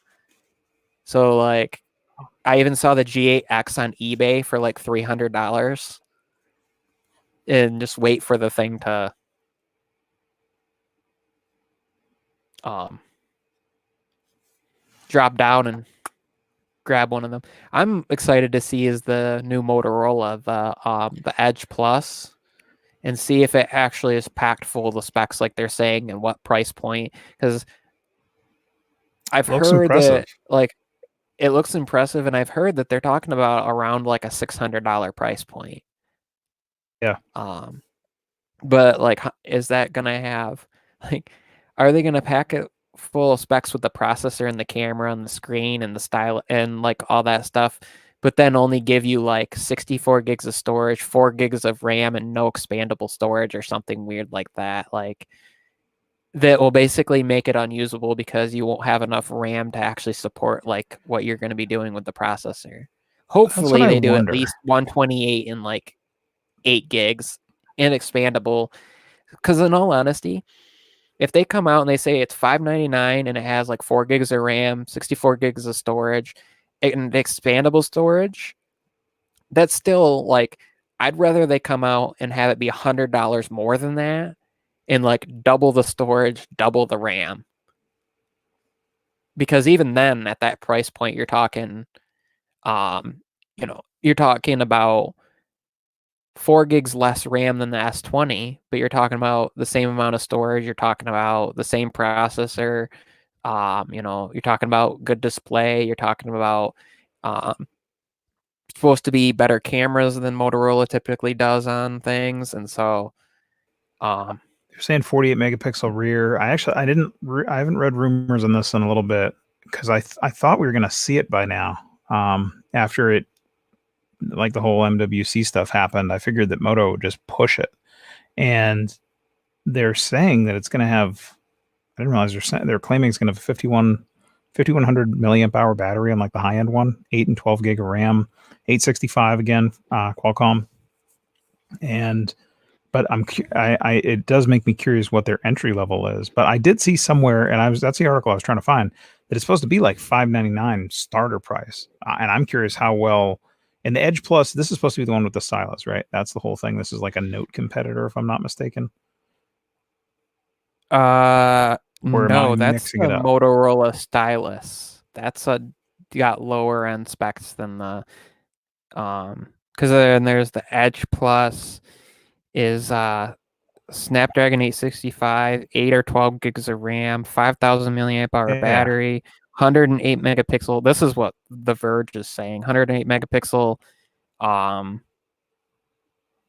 a 16 megapixel wide angle, 8 megapixel telephoto, and that's on Oh yeah. and then Okay. there's supposed to be a step down version just called the Edge with a 64 megapixel main sensor. Um, See, what I'm seeing is they're saying April 3rd. That's what The Verge says, is saying they're saying April 3rd. Um, so I wonder is are they hoping if they announce this like around the same time Apple's doing their iPhone stuff the end of this year, that it will be like, or the end of this month, that will be a like a benefit for them, because they'll be able to come in and say, hey, we're offering something and it's only like $100 more and it's going to be loaded with all this crazy stuff. Because if you think about it, if Apple comes out and theirs are like $399 and $499, and then this comes out at like $599, which is $100 more than like the plus version of the new iPhone, but comes out with like these crazy cameras, this larger display, and all this stuff, it's going to beat out the price of all the other Android devices. It will be like cheaper than the OnePlus 8 and those things, and we'll be at a time when all like the Samsung stuff is wearing off. It will be before Will be an OnePlus interesting does their moment. announcement, before, because they do theirs usually like in May time, and it will be like not later in the year when all the other companies are doing all their stuff. So It's interesting. I mean, Motorola has done a number of weird things over the years. Like they always seem to, for a while, they were differentiating in what I don't want to say it's a bad way, but they were differentiating in a way that was just like, I don't know why I'd want this thing. It was like they were making like cheap, long battery life things with big displays that weren't very high resolution.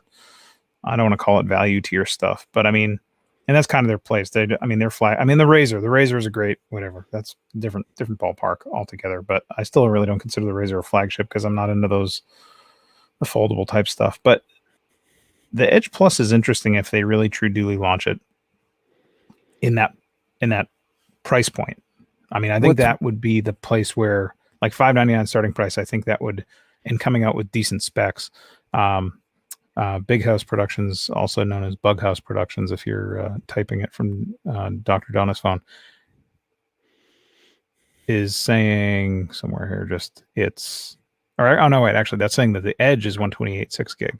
So if yeah, we're talking like eight, I mean, Edge Plus, I mean, that's got to be, that's got to have at least 8, because if yeah, they're talking about 8K photo video and like that's high insane. resolution photos from that and things like the abilities that, and if it has the 865, it's got to have 5G and it's got to support certain things, um and like the V60 is going to be along the lines of the same kind of the Snapdragon 865, and it'll be interesting to see with all this going on. And like all the competing between these companies. Uh, yeah, because like Motorola, the Z3 and like the Z4 were really weird, and like the Z4 wasn't much of a bump up from the Z3. It just a slight like And processor bump up, but it cost and more, it right? but That cost like, it looks the same.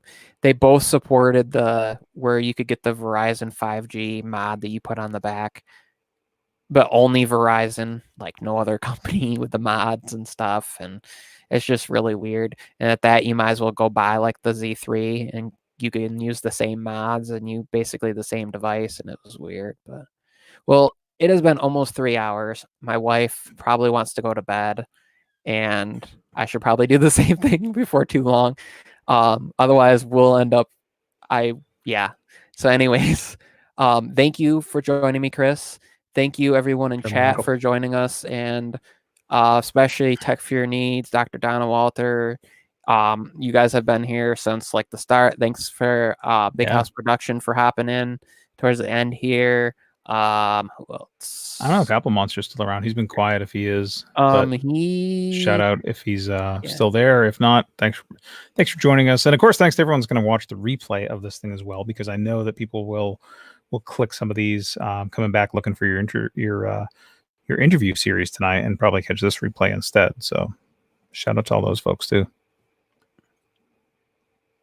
Oh yes. And I will see you all later this week, and I will see you all over on Tech 702 on Friday. And as always, good night and God bless. Thanks, everyone. Good night.